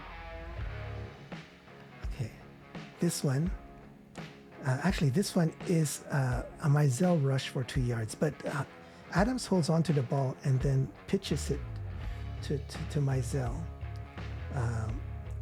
And then Mizell just gets 2 yards. So Cam Judge is there quick. reads it. Cam Judge made a good play. But when I was looking at this play, I thought Adams pitched it too soon. Because, at this point, Judge hadn't committed. So Judge is right here.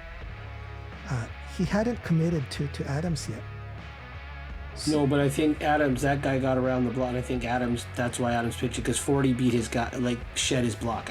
That's my guess. Well, I mean, he's getting close to the line of scrimmage, and Yeah. pretty soon that you have two guys right in the middle of that pitch. So if you don't pitch it there, you're not pitching it. So it's a smart pitch because you don't want Adams taking a hit from Judge. You rather have your running back. Yeah, that's the thing. He pitched it because to avoid a hit. But I think he's running out of space, and he's about to cross the line of scrimmage. Well, you can still pitch it after the line of scrimmage. Right? But then you have two people in between you and the RPO, right? So I think that's the right thing. Positive yardage. Yeah, I mean, he could have thrown it away, but I don't know if anyone's really. I don't know what's happening in the end zone. So. I'll take 2nd and 8 versus 2nd and 10. It's all right. And then all those Stampeders piling in on the running back. It's definitely down. So okay, good. So we got a field goal here. Calgary gets the ball back and show you a few more defensive plays here. This one is. I want to show you this because this was ruled an incomplete. So why not a fumble? Right? If McInnes was a fumble earlier, look, he caught the ball. It was secure. He's landed. He's coming down. He's landed already, and then we punched the ball out, and this was ruled an incomplete. And we end up recovering this too. So, I don't get it. What's... I think it's the same replay here.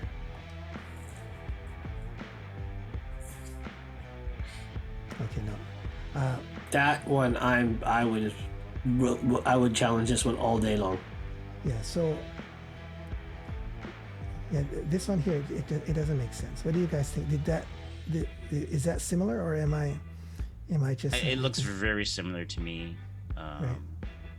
I don't understand.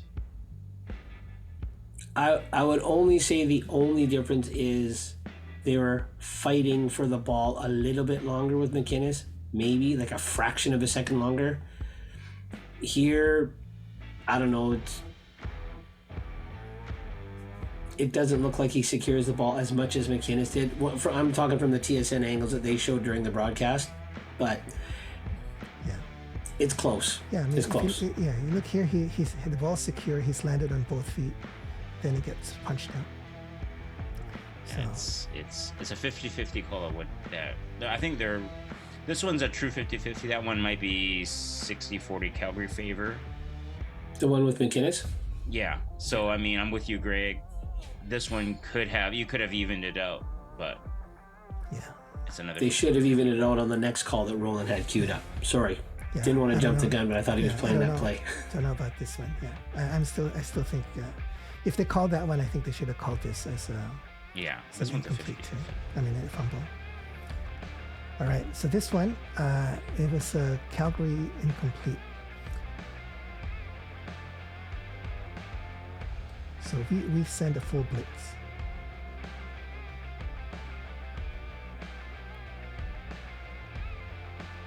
Yeah, that one should have been.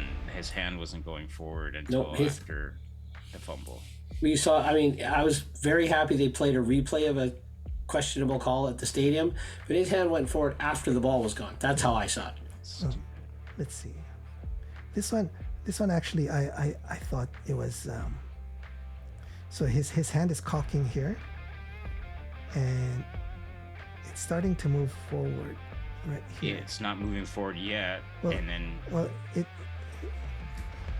the elbow slightly, but not. It's supposed to be the hand, right? And it's already out by then. Yeah, see, it's up as the hand's going forward, so it's out of his hand, up, not out. Yeah. It's up. Yeah. So that was. Probably a 75% BC should win that, and they're not getting that call, in my opinion. Never mind all the holding that went on that call too. Just saying. Yeah. So anyway, this ends up in a 2-and-out. They punt the ball, and then we get the ball back towards the end of the third quarter. And we start marching it down. Here's a 44-yarder to Hatcher. I think this is his longest for the evening, right? 44. Oh, love the move he put on that guy. Oh, that's great. And Hatcher makes a move here too. So there were two moves that I saw here. One Should he have just kept running straight so, in hindsight? Hatcher. Yeah, so Adams makes a move there so to get the ball out. Hatcher gets the ball, makes a move here, freezes that guy. See, instead of cutting, should he have just kept going straight? No, I mean, it doesn't matter. There was, like, when I saw it in live, I knew there was a cover 2 safety back there, so he's just making sure that that guy that kind of was beside him, that Williams guy, he would just keep him off. That guy downfield was gonna take him out. Yeah. So beautiful play. Yeah. Same drive. Here, another screen pass to Mizell, this time for 9 yards. So we needed 5. He runs into his own guy, but still makes the 9 yards.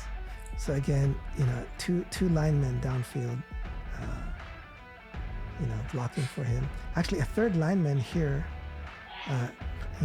protecting the rear.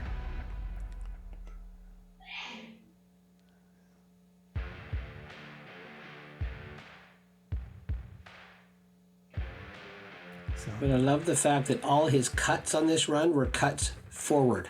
Yeah.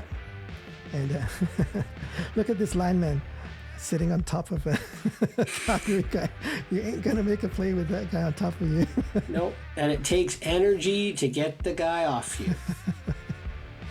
So I like this. Beautiful. And tell me if I'm not mistaken, Judge is starting to look tired. Yeah, he was tired even earlier. I think, he's making the tackles, but he's getting up slower. Yeah. And I think he's getting frustrated too. Yeah, I mean, yeah. Poor guy. Yeah, I know. Yeah, and Lucky's smiling, all fresh in the sidelines. Oh, I'm sure he has some stuff to say to Lucky. I'm sure he's got something. All right. So here it's 2nd and 10 on the 17-yard line, and it's another pass to Kotoy for a first down. First down. Yeah. So beautiful. And then, so we're now on the 5-yard line. We go for a run, an inside run to Mizell. He gains like 3-4 yards. 2, 3. Yeah.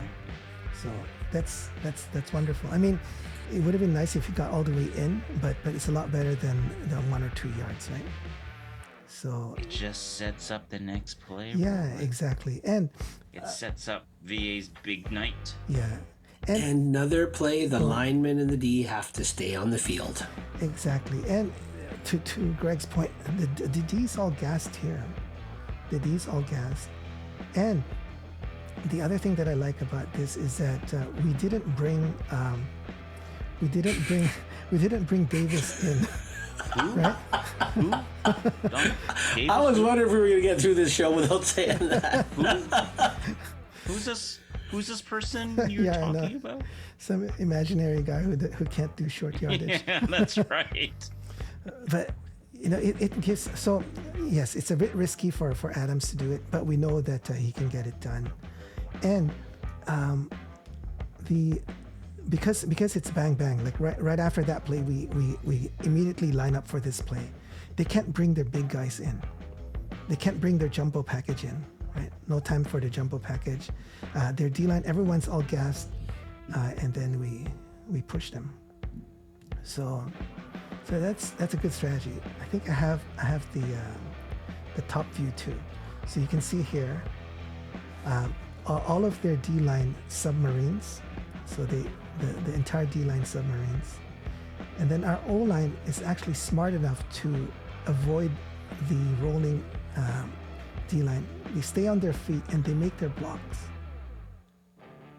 So. Well, Adams is smart. He's like, okay, I'm gonna. Yeah, he's waiting. So this guy stays on his foot. He's able to block. This guy stays on his foot. Is able to block.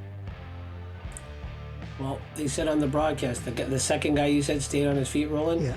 he was key because TSN was saying that this is where the middle linebacker makes his play. This is where you have to, make a hit. But that guy staying on his feet negates Awe coming over the top to take out Adams. And they also did say Adams was very methodical, like Arthur said, patient, waiting to see where he was going to go. He didn't just dive ahead because he might have got smacked by Awe. Who knows? Yeah. But he waited. He found where that hole was, and his patience paid off. Yeah. So the O-line did their job here. Stayed on their feet. Didn't give into the submarining D-line. Got Did you the see that linebacker. Awe's shoulder gets caught on that lineman that stayed on his feet? And so really all he can do is glance off Adams as Adams falls away from him into the end zone. See right there, yeah. always momentum's all stopped right there. That's right. And not just that, this guy also blocks number 4, Judge. Yep. So, And now they have no leverage to get him except to help. Actually, Awe helps Adams into the end zone. It's kind of nice. so See? yeah, beautiful. All right, so that was that touchdown. And then here's the scariest part of the evening. This kickoff with a huge collision. Yeah.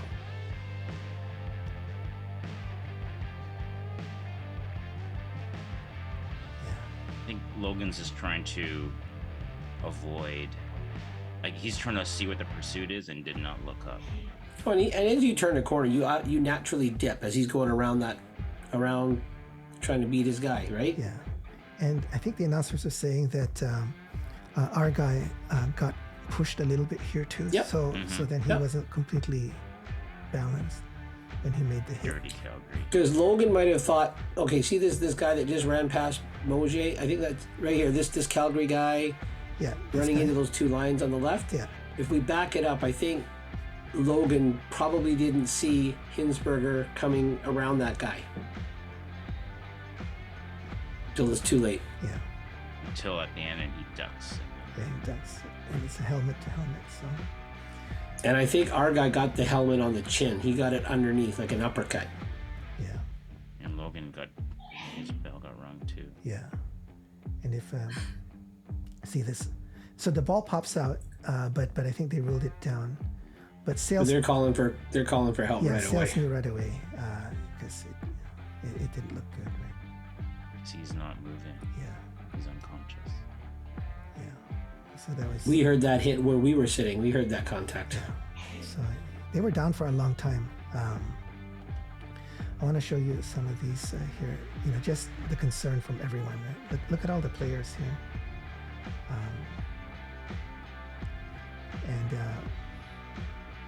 We love the physicality of football, but when these things happen, it's not intentional, but because it's such a physical game, there's always a chance that you can get these injuries, right?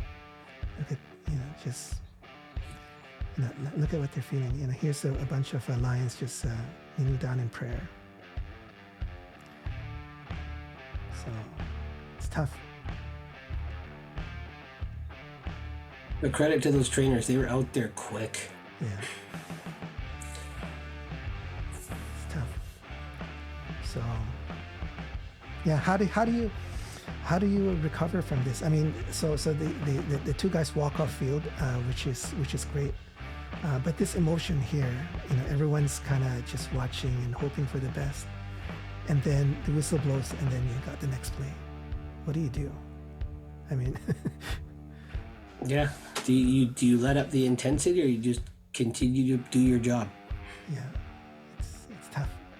And I felt horrible actually when that happened, because when I heard that collision, I cheered, and then Yeah. I went from like really the exactly, because that's what I meant, right? We love football because of the physicality, but again, because of the physicality, there's always a chance for some severe injury.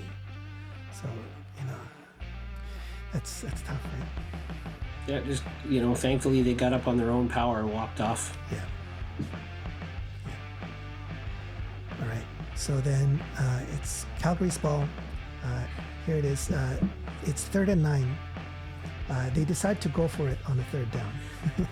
I remember Arthur telling me, why are they going for on third down? It's like 11 minutes left, but the score's pretty far apart. So on 39, it's the CFL.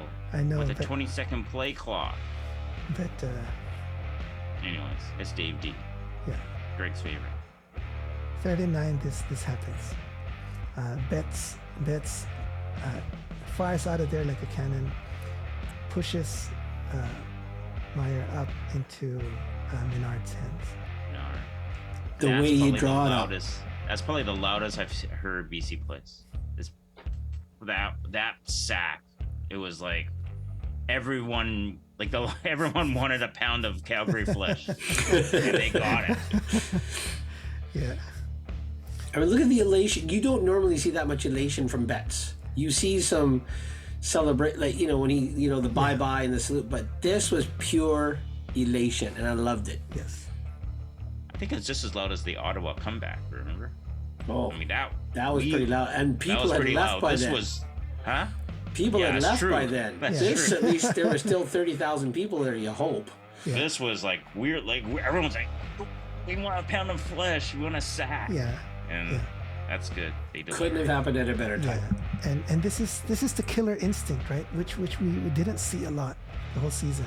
We're up ahead, right? And they're third down. They're trying to gamble, trying to make something out of it, and we're saying no, we're not going to give you anything.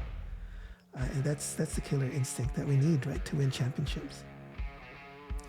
So we get the ball back, we get a field goal, and then they get the ball back.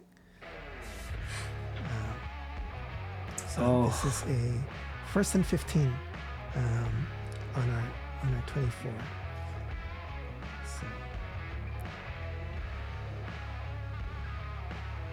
So this again, a tackle behind the line of scrimmage on this pass. By who?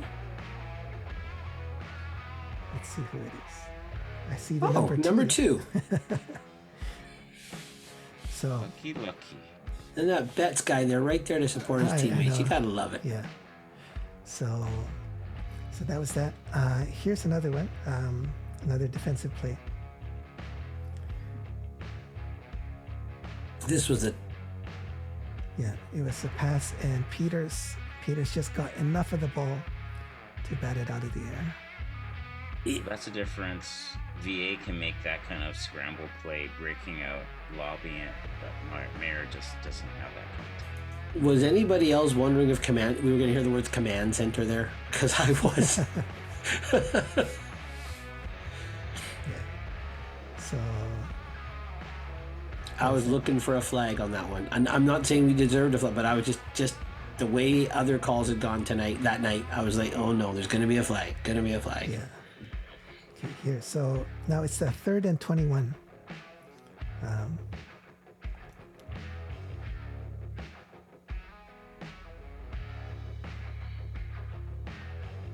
And how did this happen? I think it was a push-off.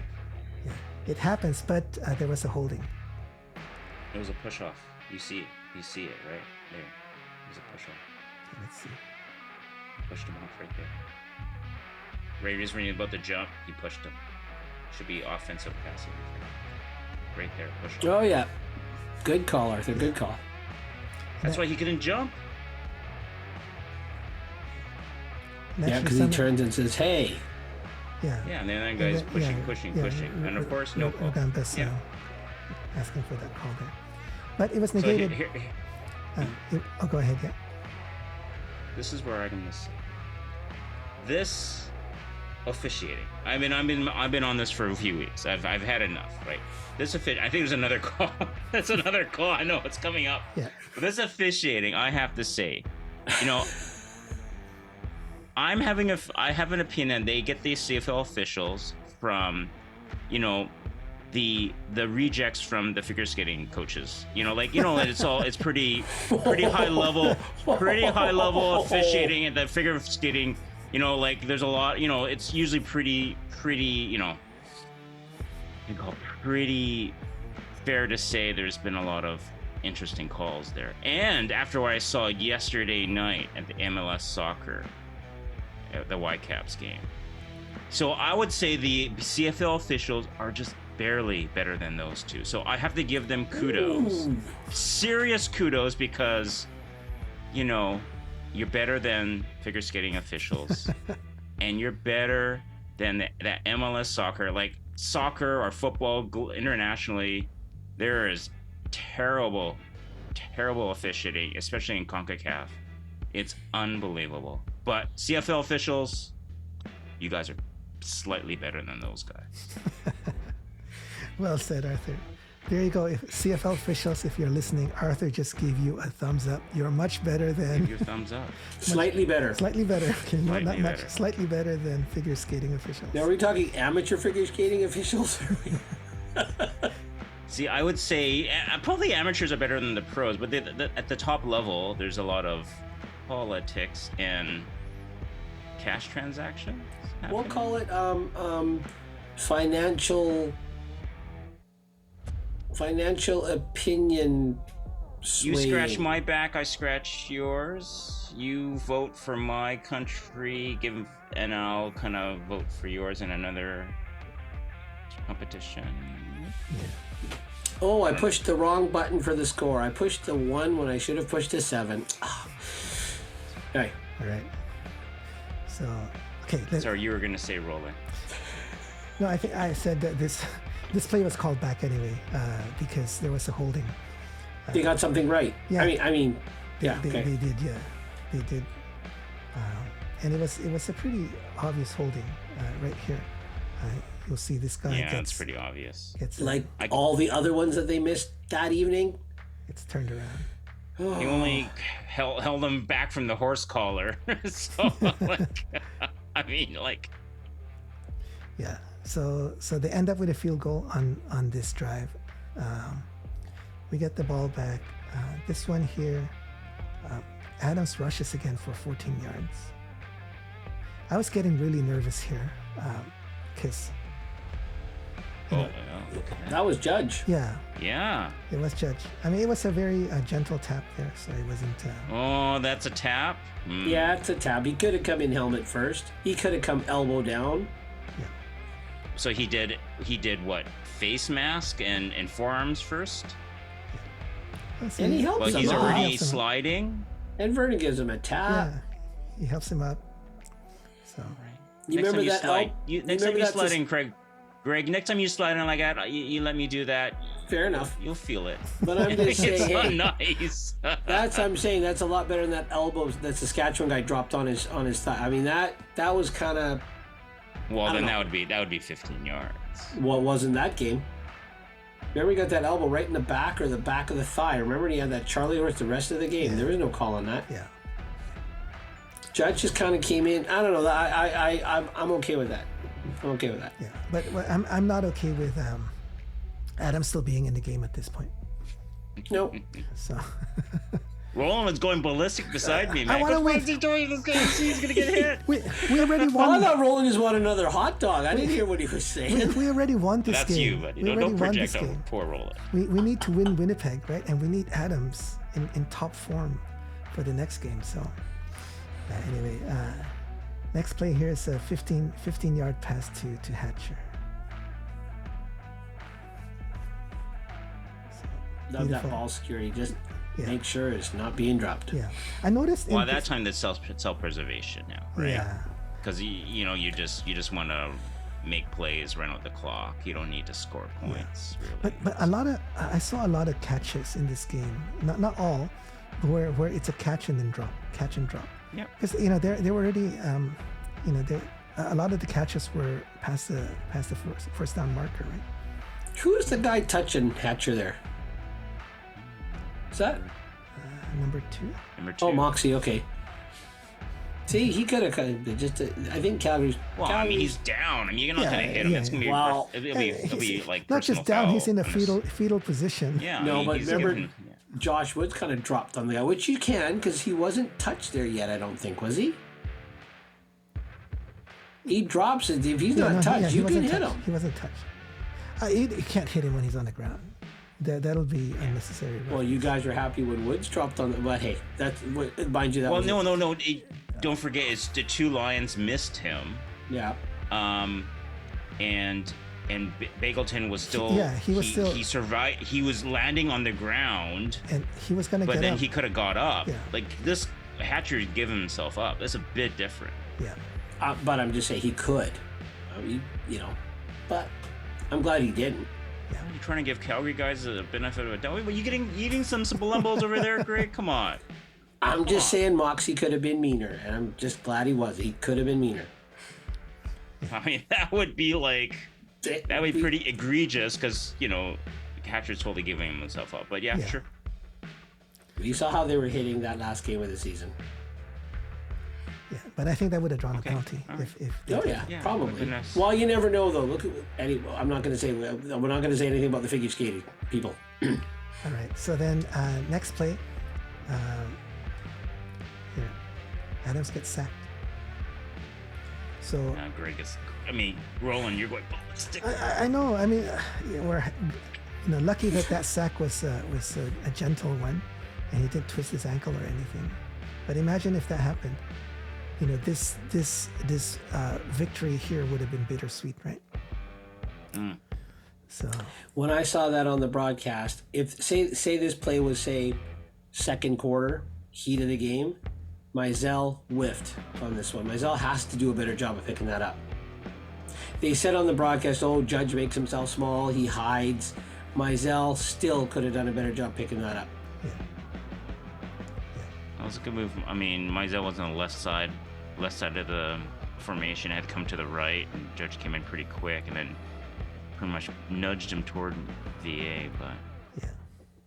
That's where you drop in front of him low like Mizell always did. Dive across his legs. I don't know. Do you something. make him jump over you, and then but you Something. kind of pushed him into VA's role. Yeah. It's like, oh shoot, I better get a piece of him, and the piece you got aided in the sack.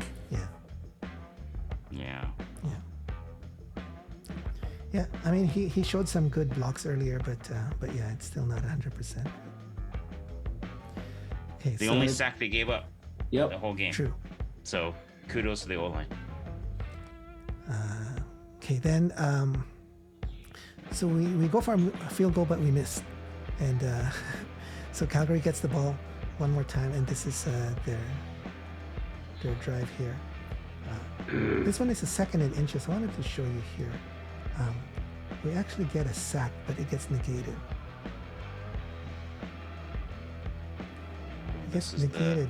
Apparently hand to the side of this helmet. Yeah. Well, Here's a I gotta replay say, here. I was livid during the game, but after I watched the broadcast and saw some other camera angles, he did have a hand on the face mask. He didn't grab it, but it was on the face Yeah, mask. like right Is here. it? Is it one, Yeah. 2 fingers on the grill there? Yeah. Is it inside the grill? Or is Nope. it like? No, it was on the grill. But then again, is he a runner? Is he a quarterback that's still in the pocket? But again, that's command center having their lunch. I know, I think- But it wasn't called on the field. They stopped the play and then. Yeah. And what they called was roughing the passer. That Yeah. was the penalty. Yeah. If it was a face mask, it should have been called face mask. Right? So is he in the pocket as a passer? Because if he's a runner, I think that changes things a little bit. Then it's a face, because then you can't call it face mask, can you? You can, yeah. You can't. It's still a face mask. Still a face mask. Yeah. Like, You can't. what I don't like is just like it's like nothing's going on. You don't know what's going on. Like at least the NFL will announce we are reviewing this. Yeah. So like everyone's like, what's going on? Why is it this like nothing's happening? And then you hear Andre, command center is the play is under review for roughing the passer out of nowhere. Like, Yeah. It doesn't make sense. It's not roughing the passer. It's a face mask. If that's a penalty, right? If it's not a face mask, then that tackle was clean, right? There was no helmet to helmet. There was no Nope. hard hit, right? So but you see Mayer crying for a face mask when he gets up off the ground. yeah. Oh yeah, So for sure. so then they should have called it a face mask if this indeed was the problem. But if that's not the if that's not the problem, then what's the roughing the passer? I don't get it. So yeah, just goes to your point, Arthur, about the roughing. Well, the Italian sausages from Saloon's arrive. I mean, they finished the meatball sandwiches, but then they got those spicy Italian sausages, which are really good, by the way. Yeah. Okay, this one again. I am upset. I didn't see this until watching the footage on TSN live. I didn't see this. So. Yeah, hold. I saw that right away. The hold. This what we were called for illegal contact. It was a serious hold on our D lineman. But right there. And well, just back it up a little bit more. Like right there. He can get contained. Yeah. Like okay, you're still holding his right hand. I mean, like. Yeah. I could turn my body if there wasn't 300 pounds hanging off my left shoulder. Yeah. It's blatant. But what I don't like was this. So, what is illegal contact? Illegal contact means that you contacted the receiver downfield. Right? After you've got 5 yards from the line of scrimmage. Yeah, he's 5 yards. He's within 5 yards. So here, this is the call here, right? Line of scrimmage is 40-yard line. So yeah, okay. I didn't even think of that. But the second thing that gets me is that it's not a passing play. Yeah. He's running. So he's out of the pocket. It's not that amateur, just better than figure skating official deemed that he would have passed it had that contact not occurred, because that contact is what caused him to have to run. He's already running. No, but that's what I mean. He's within 5 yards. He's within 5 yards. Because I believe the line of scrimmage is past the 40. Because I can see 40. If you back up, you'll see there's a marker on the 40-yard line. Yeah. There it is. Here's Oh, okay. I thought it was ahead of the 40. And this contact is before the 45. It's at 3 yards. Well, 40.5 or whatever. Yeah. So it's still so two ridiculous. things, like what you said, right? It's within 5 yards. And second, if he's running, running. then who's to say that guy's not trying to block the line who shed the block? Yeah. I don't think he's passing to that guy anyway. Yeah. No, but I'm just saying now, really? if it is a design run, then that line's shedding the block, not contacting the receiver. Yeah. I mean, and if I'm not mistaken, the receiver initiates that contact too. Yeah. I think so too. So even if it wasn't a design run play, he was not passing. So it becomes a running play, whatever it is, right? So how can you call illegal contact on a running play? Right? You can call roughing the passer on a running play. You're allowed to block downfield on a running play. Receivers can go and block the DBs right off the bat on a running play, right? So,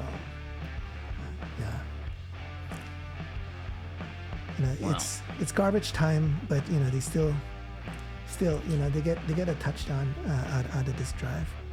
Well, the word garbage had a different meaning in this garbage time. So here they are, they're first and goal. But we're still not giving up. Well, we're taking time I off love the way that happened. We're taking time off the clock. I mean, look, it's only 1:28, right? So exactly. But another Josh Woods tackle for a loss. Yeah.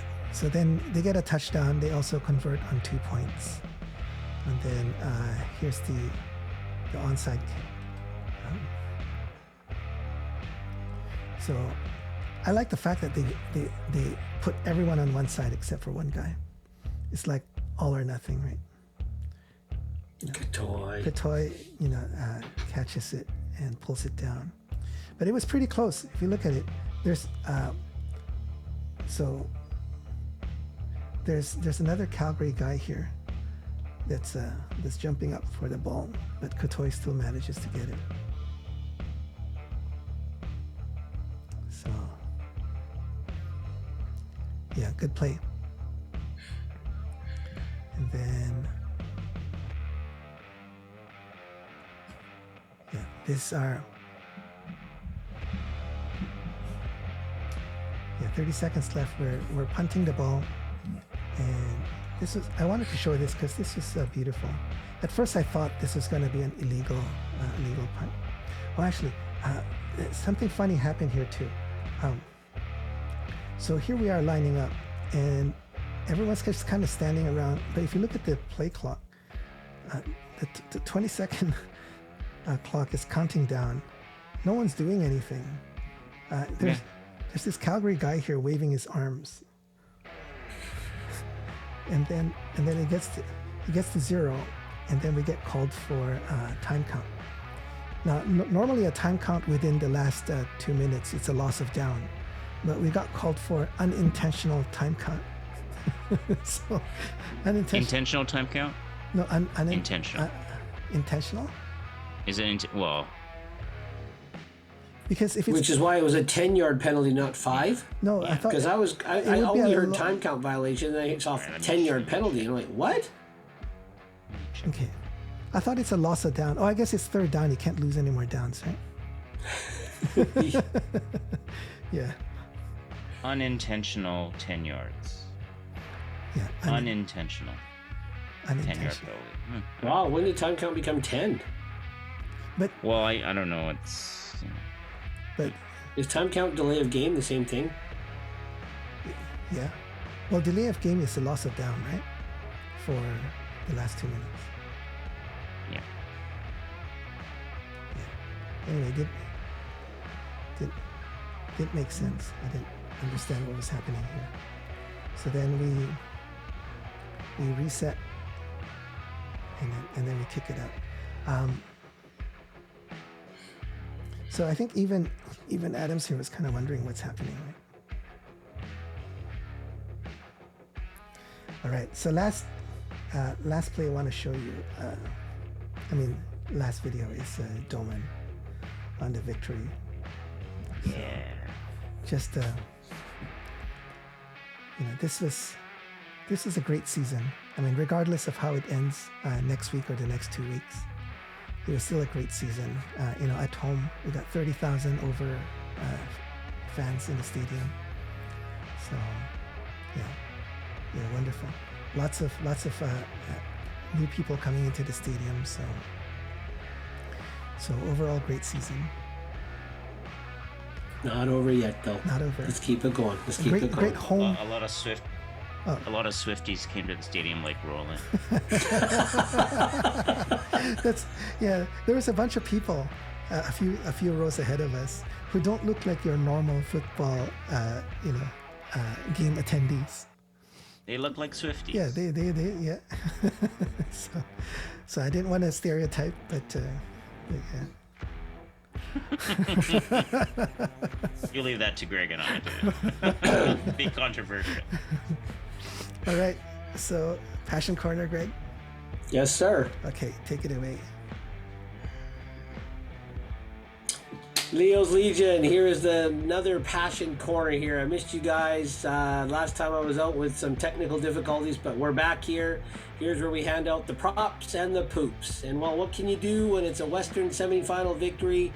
But start with a lot of prop points. And right off the bat, we talked about it earlier in the show to start it, a performance of the ages, in my opinion.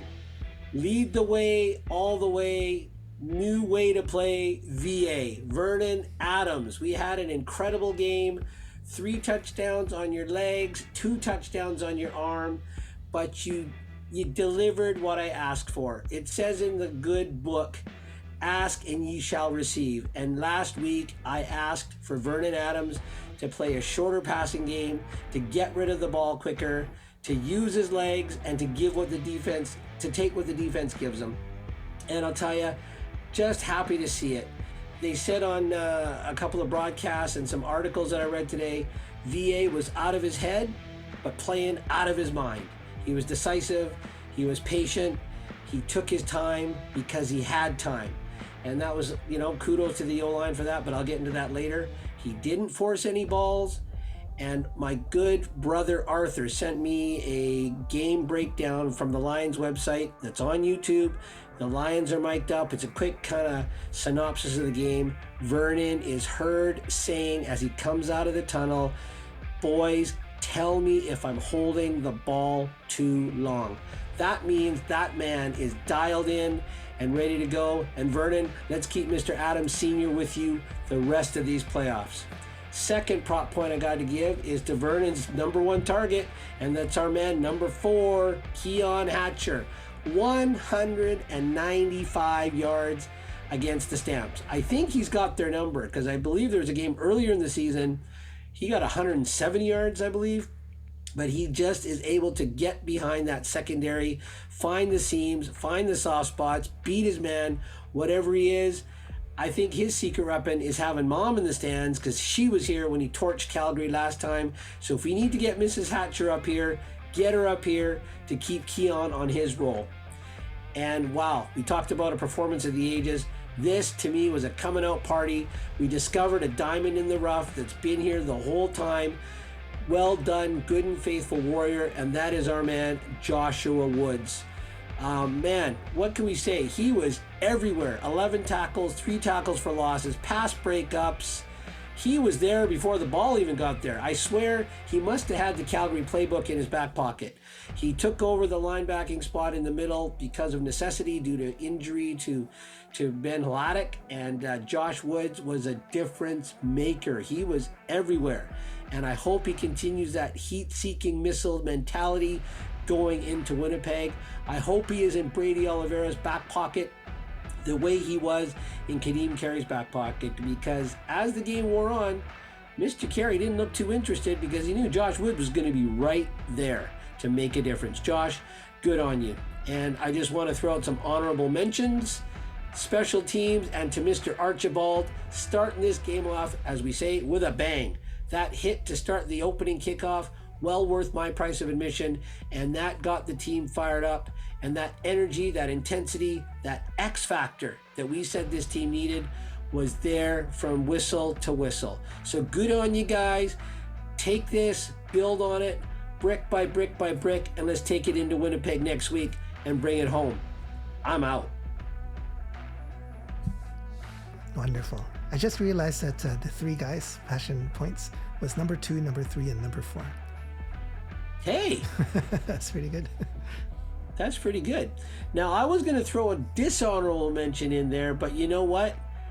There's a bottle of venom that needs to be opened, so I'm going to hand that venomous bottle over to my brother, Arthur.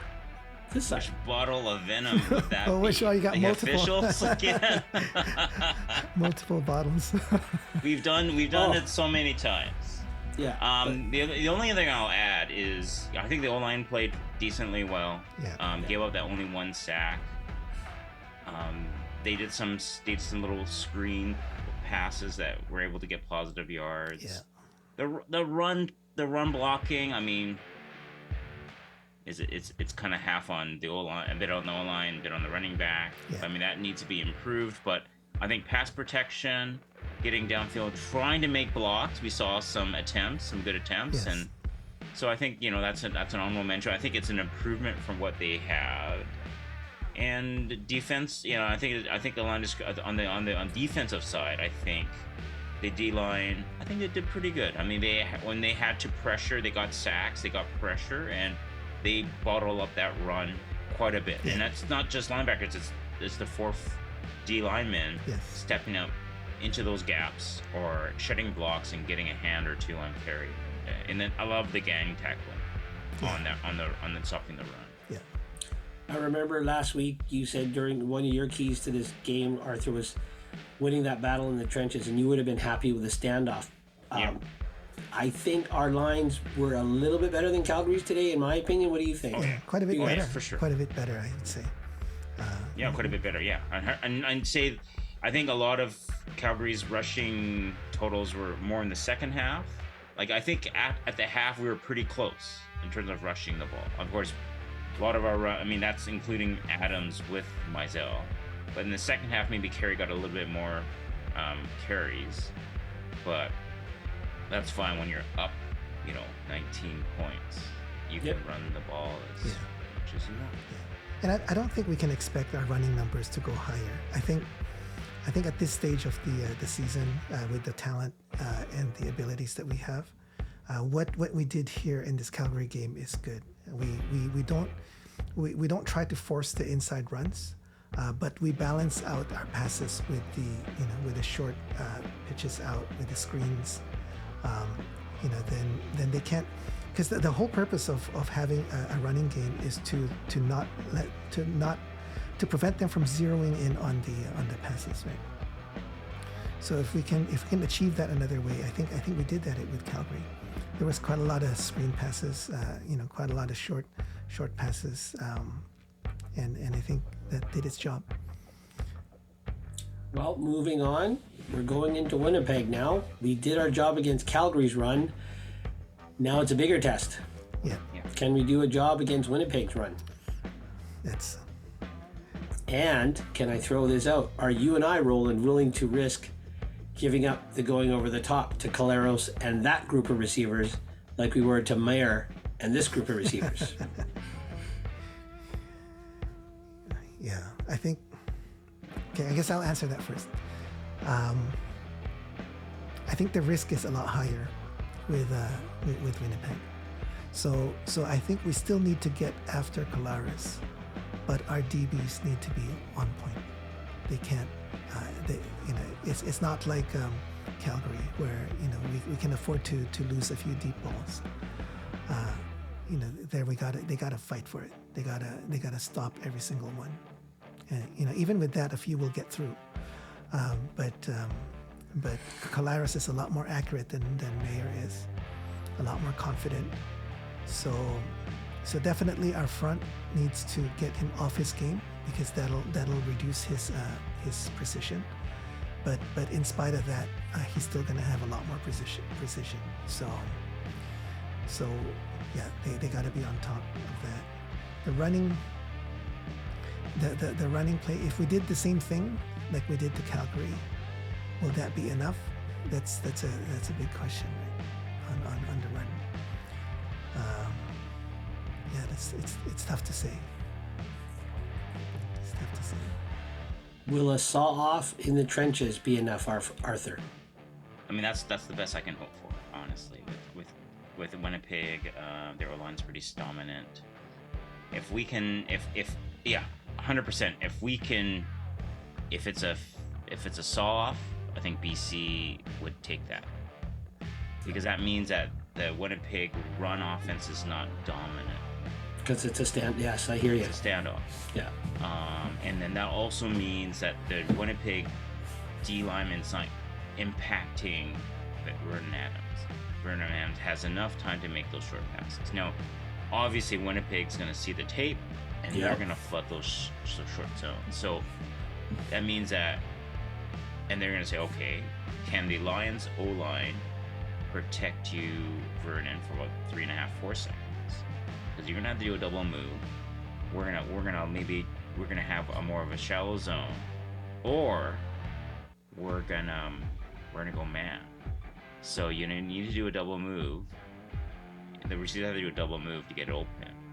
Vernon, does he have time to hit that receiver in man? So then that allows Winnipeg to do one of two things, right? They can still get pressure on 4-man rush.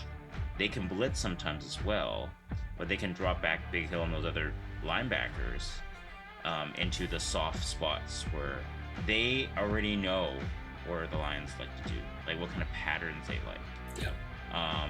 And they have all the, like this little near the hash, those little curls. Yeah, you're gonna see those linebackers cheat for those soft areas.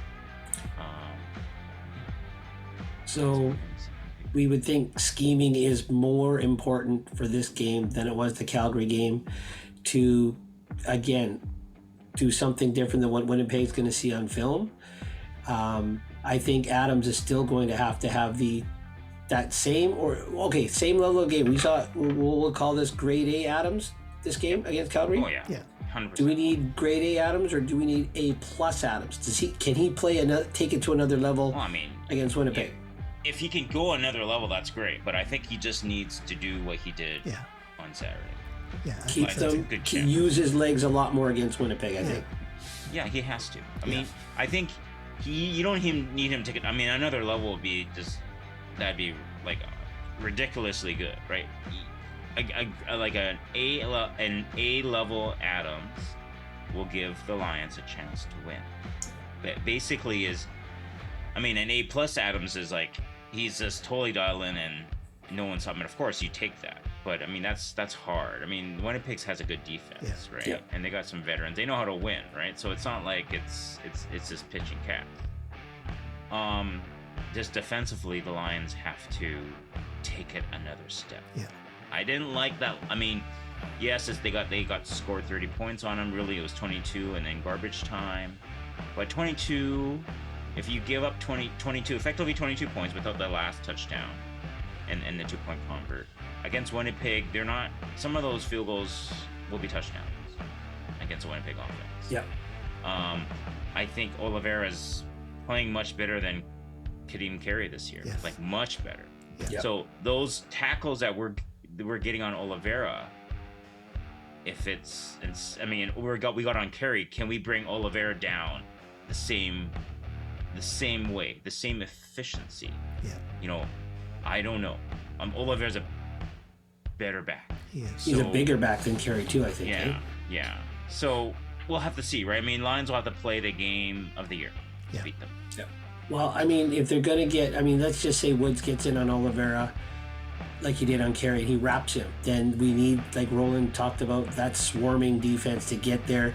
Because, okay, you might not bring Oliveira down right away, but at least you're there on him. You're not arm tackling him that he can run through and keep his momentum going. If you can slow him, change his direction, then get those tackles there. Now, that being said, do we change the personnel? Because I remember they were talking the pregame shows. We were driving in, Woody Barron, little small on the inside, but coming outside, he's a bigger guy, but he's very fast. And he might not get dominated as much on that outer side by Bryant and Hardwick. But then Tehema's coming back. I think, is his suspension served, so he comes back for this game? He'll be back to the Western Final. So you do you take... You got to bring him in. Oh, you take Siddiqui out. You're taking Siddiqui. But you leave Moore in, because Moore is that bigger body in the middle that can rotate with Josh Banks for that run. Yeah. Okay, so, and then what do you do with the offense? You keep that personnel the same? Well, it depends what you want to look at. You have Josh Woods, who's an American, right? So he took. I mean, initially how they had it is he was taking Bo Lacombo's spot. So they have Halatic, they have Rugamba.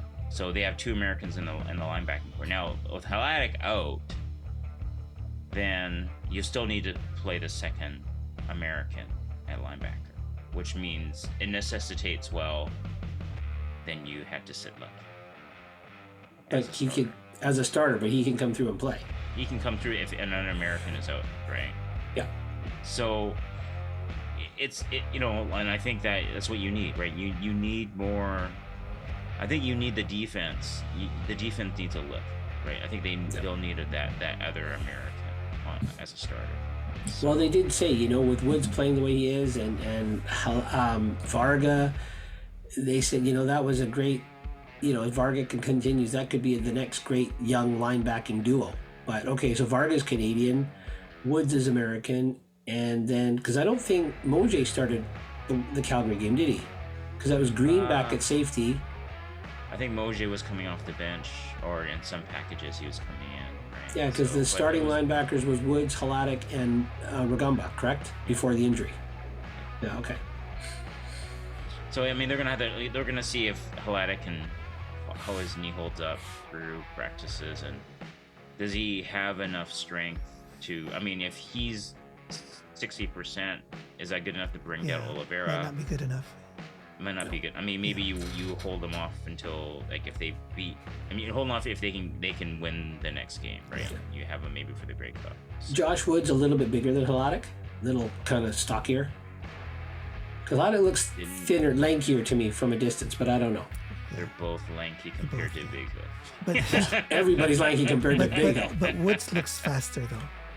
He's to me he looks faster than Halatic.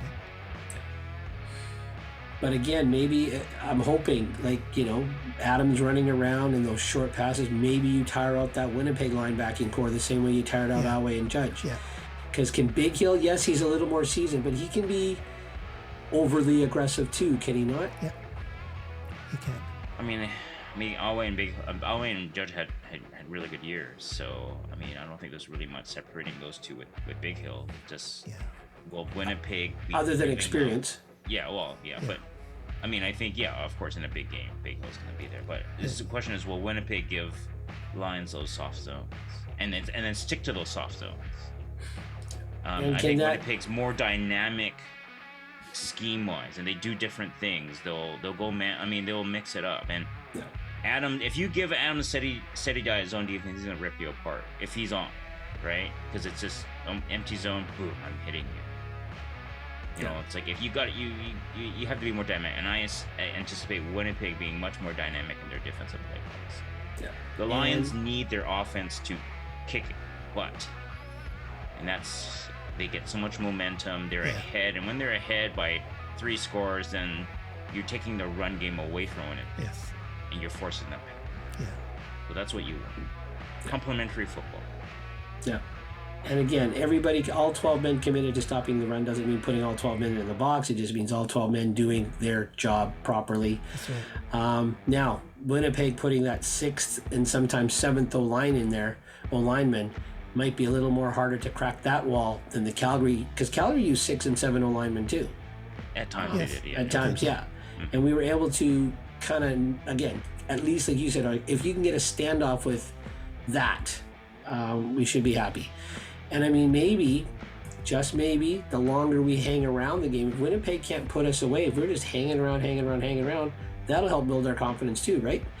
Because again, that week we went in there, week 3 to Winnipeg, was it a standoff in the trenches, or did we actually dominate? No, I think our D-line was better than their O-line that particular week. The defensive, Betts went off, had a number of sacks. Our D-line just dominated their O-line. We dominated. Yeah, but then the O-line got pissed off after that for the rest of the season. But yeah, I mean, I think Winnipeg only scored 2 field goals, right? It was a butt kicking. Yeah. It was like, I think they didn't think BC was there yet. Yeah.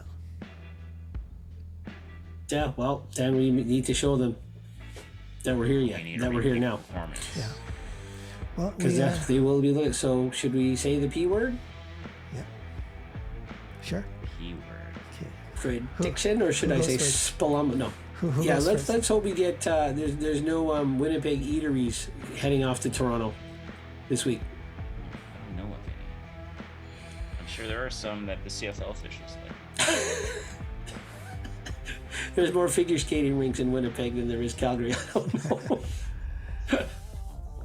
All right. Roland, you're first. I'm going prediction first. Time.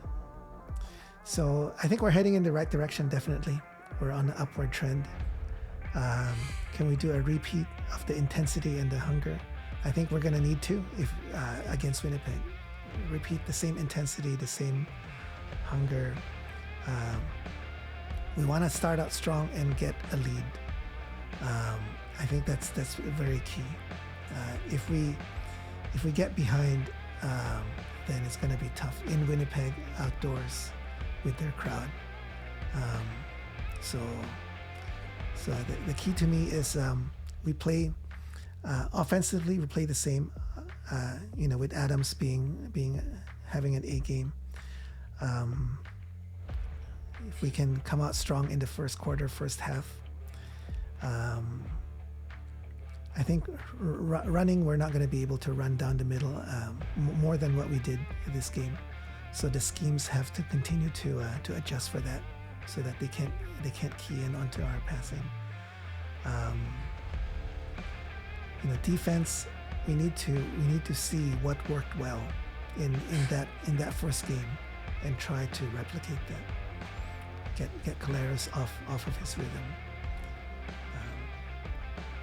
What also worked well in the third game too, the game that we almost took, that we should have won. Yeah, that's right. Defense did some great things in that game. Exactly. Yeah. So we know that it's very much possible, and I think with this massive victory against Calgary, where we showed up with our A game, I think that's going to boost up our confidence. So all of that put together, at bottom line, I think we can do it. I think we can win. And I'm going to say we win by 7. My goodness. 7. Oh. Wow. Oh. Wow. Oh my. Woo. Yeah. Well, you guys, you know that I'm the optimistic one among the three of us. Oh, But you backed it up. You backed it up, Ro. I backed it up. I think we can do it. We've I hope done you're it. right, Roland. We've done I it hope in the you're first right. game. Second game was close. We second game. Well, the second game in Winnipeg we got blown out. okay. Without third- Adams. yeah. Without Adams. Without Adams in a short week, like you said, and Winnipeg coming off a bye with a bad taste in their mouth from the first game. Yeah. So I rate that second game off Yeah, so a little bit. third game we were close. So, we can do it. Plus the fact that Winnipeg didn't play this week, so that's a good and bad, right? Good that they get rested, but bad in that they're coming in cold. So I think the energy, what's that? The adrenaline in the BC players, I think could be to our advantage. Mm-hmm. Okay. Well, I know Winnipeg, Arthur's gonna take the opposing view. Winnipeg, they beat us in BC Place. They had a bye. Then, after BC lost to Calgary, they played 2 games. So before those 2 games, they already knew they had first place locked up. So they won those 2 games, but I just don't know, how hard they tried. Yeah. And then they had a bye. So they really haven't played a competitive game since they were in BC Place, 5 weeks ago. Yeah. And those other 2 games are just preseason games. So they're gonna be rusty. Lines are hot right now. Well rested. There's no schedule advantage, I think. So this game's gonna be closer. The line is 4.5 points. Winnipeg by 4.5 points. If the calls even out, I've been saying it all year, And we haven't seen it yet. but Winnipeg still wins by 3. One of the 3 down bros who's not in orange today is picking against his hometown Leos. Oh, I'm hoping that Roland's prediction is correct. But my prediction for the game, just analyzing both, the biggest thing is knowing how to win. And BC is still learning that lesson. They can effectively beat Calgary. They beat Calgary last year. Can they beat Winnipeg when it counts? So they got into Winnipeg. They beat them in week 3. Maybe Winnipeg took them lightly. We don't know, right? We don't know. But Winnipeg showed up for the last 2 games, and then BC could have won the one in BC. Yeah, But if it was in BC Place, my prediction goes always. This home field makes a big difference. It does. I don't think Vernon. He played an A game. Can he do it again? That's his best game ever. Yes. And we want him to do it again. Yeah. I mean, that's tough, It right? is. I mean, It is tough. there is a natural regression to the mean, and you're on the road, and it's a tough place to play. Weather reports are saying it's going to be sunny but cold. Yeah. If they're playing in the dome, it's a different story. Yeah. But hey, we're playing on the road. the underdog. We're the underdog. We're the underdog. We're the underdog. We've got the adrenaline, and our game against Calgary was much better than our game against Winnipeg. That third game. So Yeah, we went whistle to whistle against Calgary. yeah. So if we almost beat Winnipeg in that third game. We should have beat them. Yeah, we should have beat them, and then we know that we can kick it up a notch because we were much better as a team than that Winnipeg game. So I think it's possible. Greg? All right, Greg. The deciding vote. Well, Winnipeg, you guys say is not played a meaningful competitive game in 4 weeks.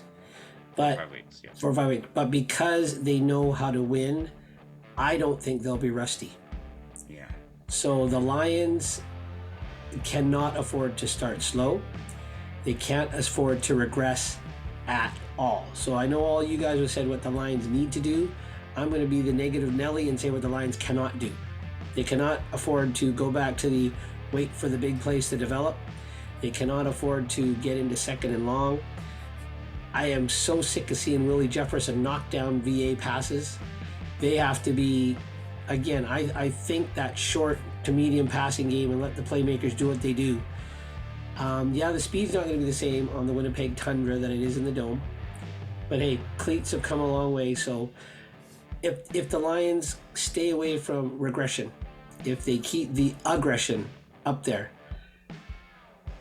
I've been hearing it every night in my sleep around 3:30, 4 o'clock in the morning. There will be a changing of the guard this year in the Western Division. And that means it's the Lions. I say the Lions by a field goal. It's going to be a last-minute field goal. Sean White is gonna come through. I don't know how it's going to get there, but I'm saying if they avoid the regression and maintain the aggression, controlled aggression. Rick Campbell talked about poise. They showed incredible poise during this Calgary game. Mind you, Calgary didn't do a lot of late stuff. Calgary looked very docile this whole game. But Winnipeg's not going to be like that at home. Those old linemen are bullies, and we need to punch them back in the mouth within the rules. And when we hit Brady Oliveira, we got to hit him. When we get a chance to hit Zach Caleros, we got to hit him. And it's got to be on time. Controlled aggression. But, yeah, my prediction, Lions by 3. If they can take what they did against Calgary, and like Arthur said, the defense has to tighten it up. Because whatever happened, they collapsed somewhere in that game that we had here that Friday night because they got tired because the O started to sputter. That third quarter, that's got to be dealt with between now and next week. But Lions by 3. Because I don't want to be talking our pending free agent list. I want to be talking what we got to do to win the Grey Cup, what we got to do to be competitive in the Grey Cup, because we need another shot against Toronto. I'm saying that right now. Yeah. Oh, yeah. I'd love to get another shot against Toronto. All right. Well, there you go. So Greg's BC by 3, Arthur's Winnipeg by 3, and I'm BC by 7. So if we get BC by 5, I'm happy. Well, I'm happy BC. I mean, BC I'm by just 1. happy. I'll be happy they're within a field goal with a chance to win in the middle of the fourth quarter. On the road, a chance to win, ball in possession. They're like at worst down by 3. Of course, I love them to be up. But if in the middle of the fourth quarter they're down by 3 on the road in the Western Final, I'm willing to take it as long as they got the ball in their hands. You know, that's what I would take. Yeah. You know, I would obviously I'd take a 30-point lead going into the fourth quarter, but I'm just one thing is Winnipeg knows how to do it. Their guys aren't too old. They're fairly healthy, except for Schoen. We don't know about Schoen, but he's fine. Let's just assume he's fine. Yeah, and you know what? Oliveira's on a roll, and so we'll see what happens. Well, like they say, no time like the present. Let's stop his roll, and if BC needs to learn how to win, you better do it now, because you're hosting the Grey Cup next year. Learning how to win next year, you can't afford it. Yeah. Well, you need to learn now. You want to beat them, be the man. You got to beat the man. Yeah. They showed that's signs. what we have to do. They showed signs. All in the this metaphors, all the whatever's out the window. We just got to show up.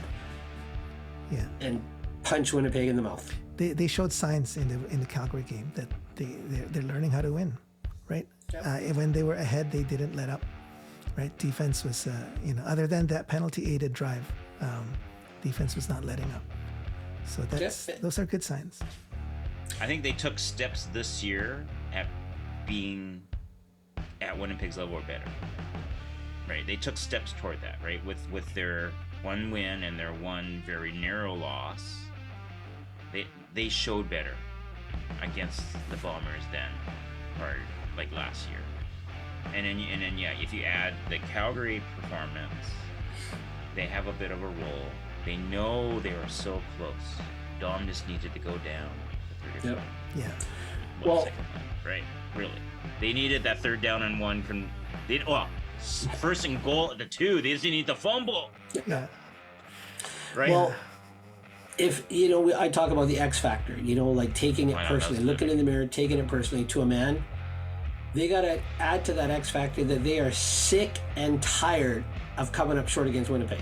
Sick and tired of being sick. You just got to be so tired of, what did they say? I saw an article today, sitting at the kids' table looking up at the grown-up table. It's time to take the chair at the grown-up table and usher out the old, bring in the new. And I keep hearing it every night. I'm somewhere in my sleep. It's a changing in the dark. I mean, Winnipeg's still a formidable team. They're a lot of their players are still, maybe at the tail end of their career, but I think they still, like this year, I still had them doing very well and getting to the Grey Cup. So next year, I think they're, I think that their aging core will catch up to them. This year, they're still extremely formidable. Yeah, for sure. And they want to get that loss out of their mouth from that taste of the loss out of their mouth from last Grey Cup. So that's feeling that. That's overcoming the age factor a little bit, but we're younger, we're hungrier, we have to be. Yeah. And it's one game. It's a one game winner takes all. That's right. So if we can, if they need to play a perfect game too. So in spite of their strength and across the board, Winnipeg still needs to play their A game. So at least a B. I think they play a B plus game, they can beat it. I don't think so. But it all depends, right? I think they play B plus. I think they need to play their A game. I think if they play their B plus, we're going to beat them. So I think they need to play. Then we got to play our A game, right? We have to. Yeah, for sure. No matter what, we got to play an A game. We need regardless. to play our A game, but they need to as well. And so I'm saying, because of that, they're going to be under a lot of pressure too. They can't take it easy. They know they got to show up. So we're not the Edmonton Elks. We can just get steamrolled. That's right. Arthur, be careful. There are people that might be listening. Be careful. Right, Gregory? Is that right? What? We're not the Elk? No, I honestly think, again, if they have that attitude that they showed in that game time synopsis, going in there, holding each other accountable, pointing fingers within, not without, and just playing to the absolute best that each man has inside and better, we should come out on top. And again, I want to just send a shout out to Mr. Doman for everything he's done. That little video that's gone out about the custom footwear, that was, maybe a small token in the corporate world, but that went over huge with these players. And I think that just adds to that X factor. All of those people that we met through the year at BC Plays, because there's no more games this year. But you know what? We've appreciated your support, and we need you all this year and next year to make this team relevant, to pack that dome. We had 30,000 people in there for the Western Semi. Let's average 30,000 throughout the regular season and pack that place, because we're hosting the Grey Cup next year. Canadian sports lore in the Grey Cup. One of the very few cups, other than the Stanley Cup, that you can drink your championship out of. So, the Super Bowl looks like a big old toothpick. Let's win the Grey Cup. Let's host it. Let's win it this year and repeat it next year. That's my ask. And to that father and son that we met at the Western Semi, we hope you guys are watching. We hope you will like. We hope you'll subscribe, because you guys had the passion that the Three Down Bros are looking for in their audience. So Leo's Legion, thank you for just listening. So please like and subscribe. These guys are the greatest guys to do this with. Arthur, Roland. I hope we're talking more about this next week. All right. Awesome. Great stuff, guys. Thanks for tuning in. And we'll see you after the Winnipeg game. Thanks so much. Thanks a lot. All right. Bye-bye.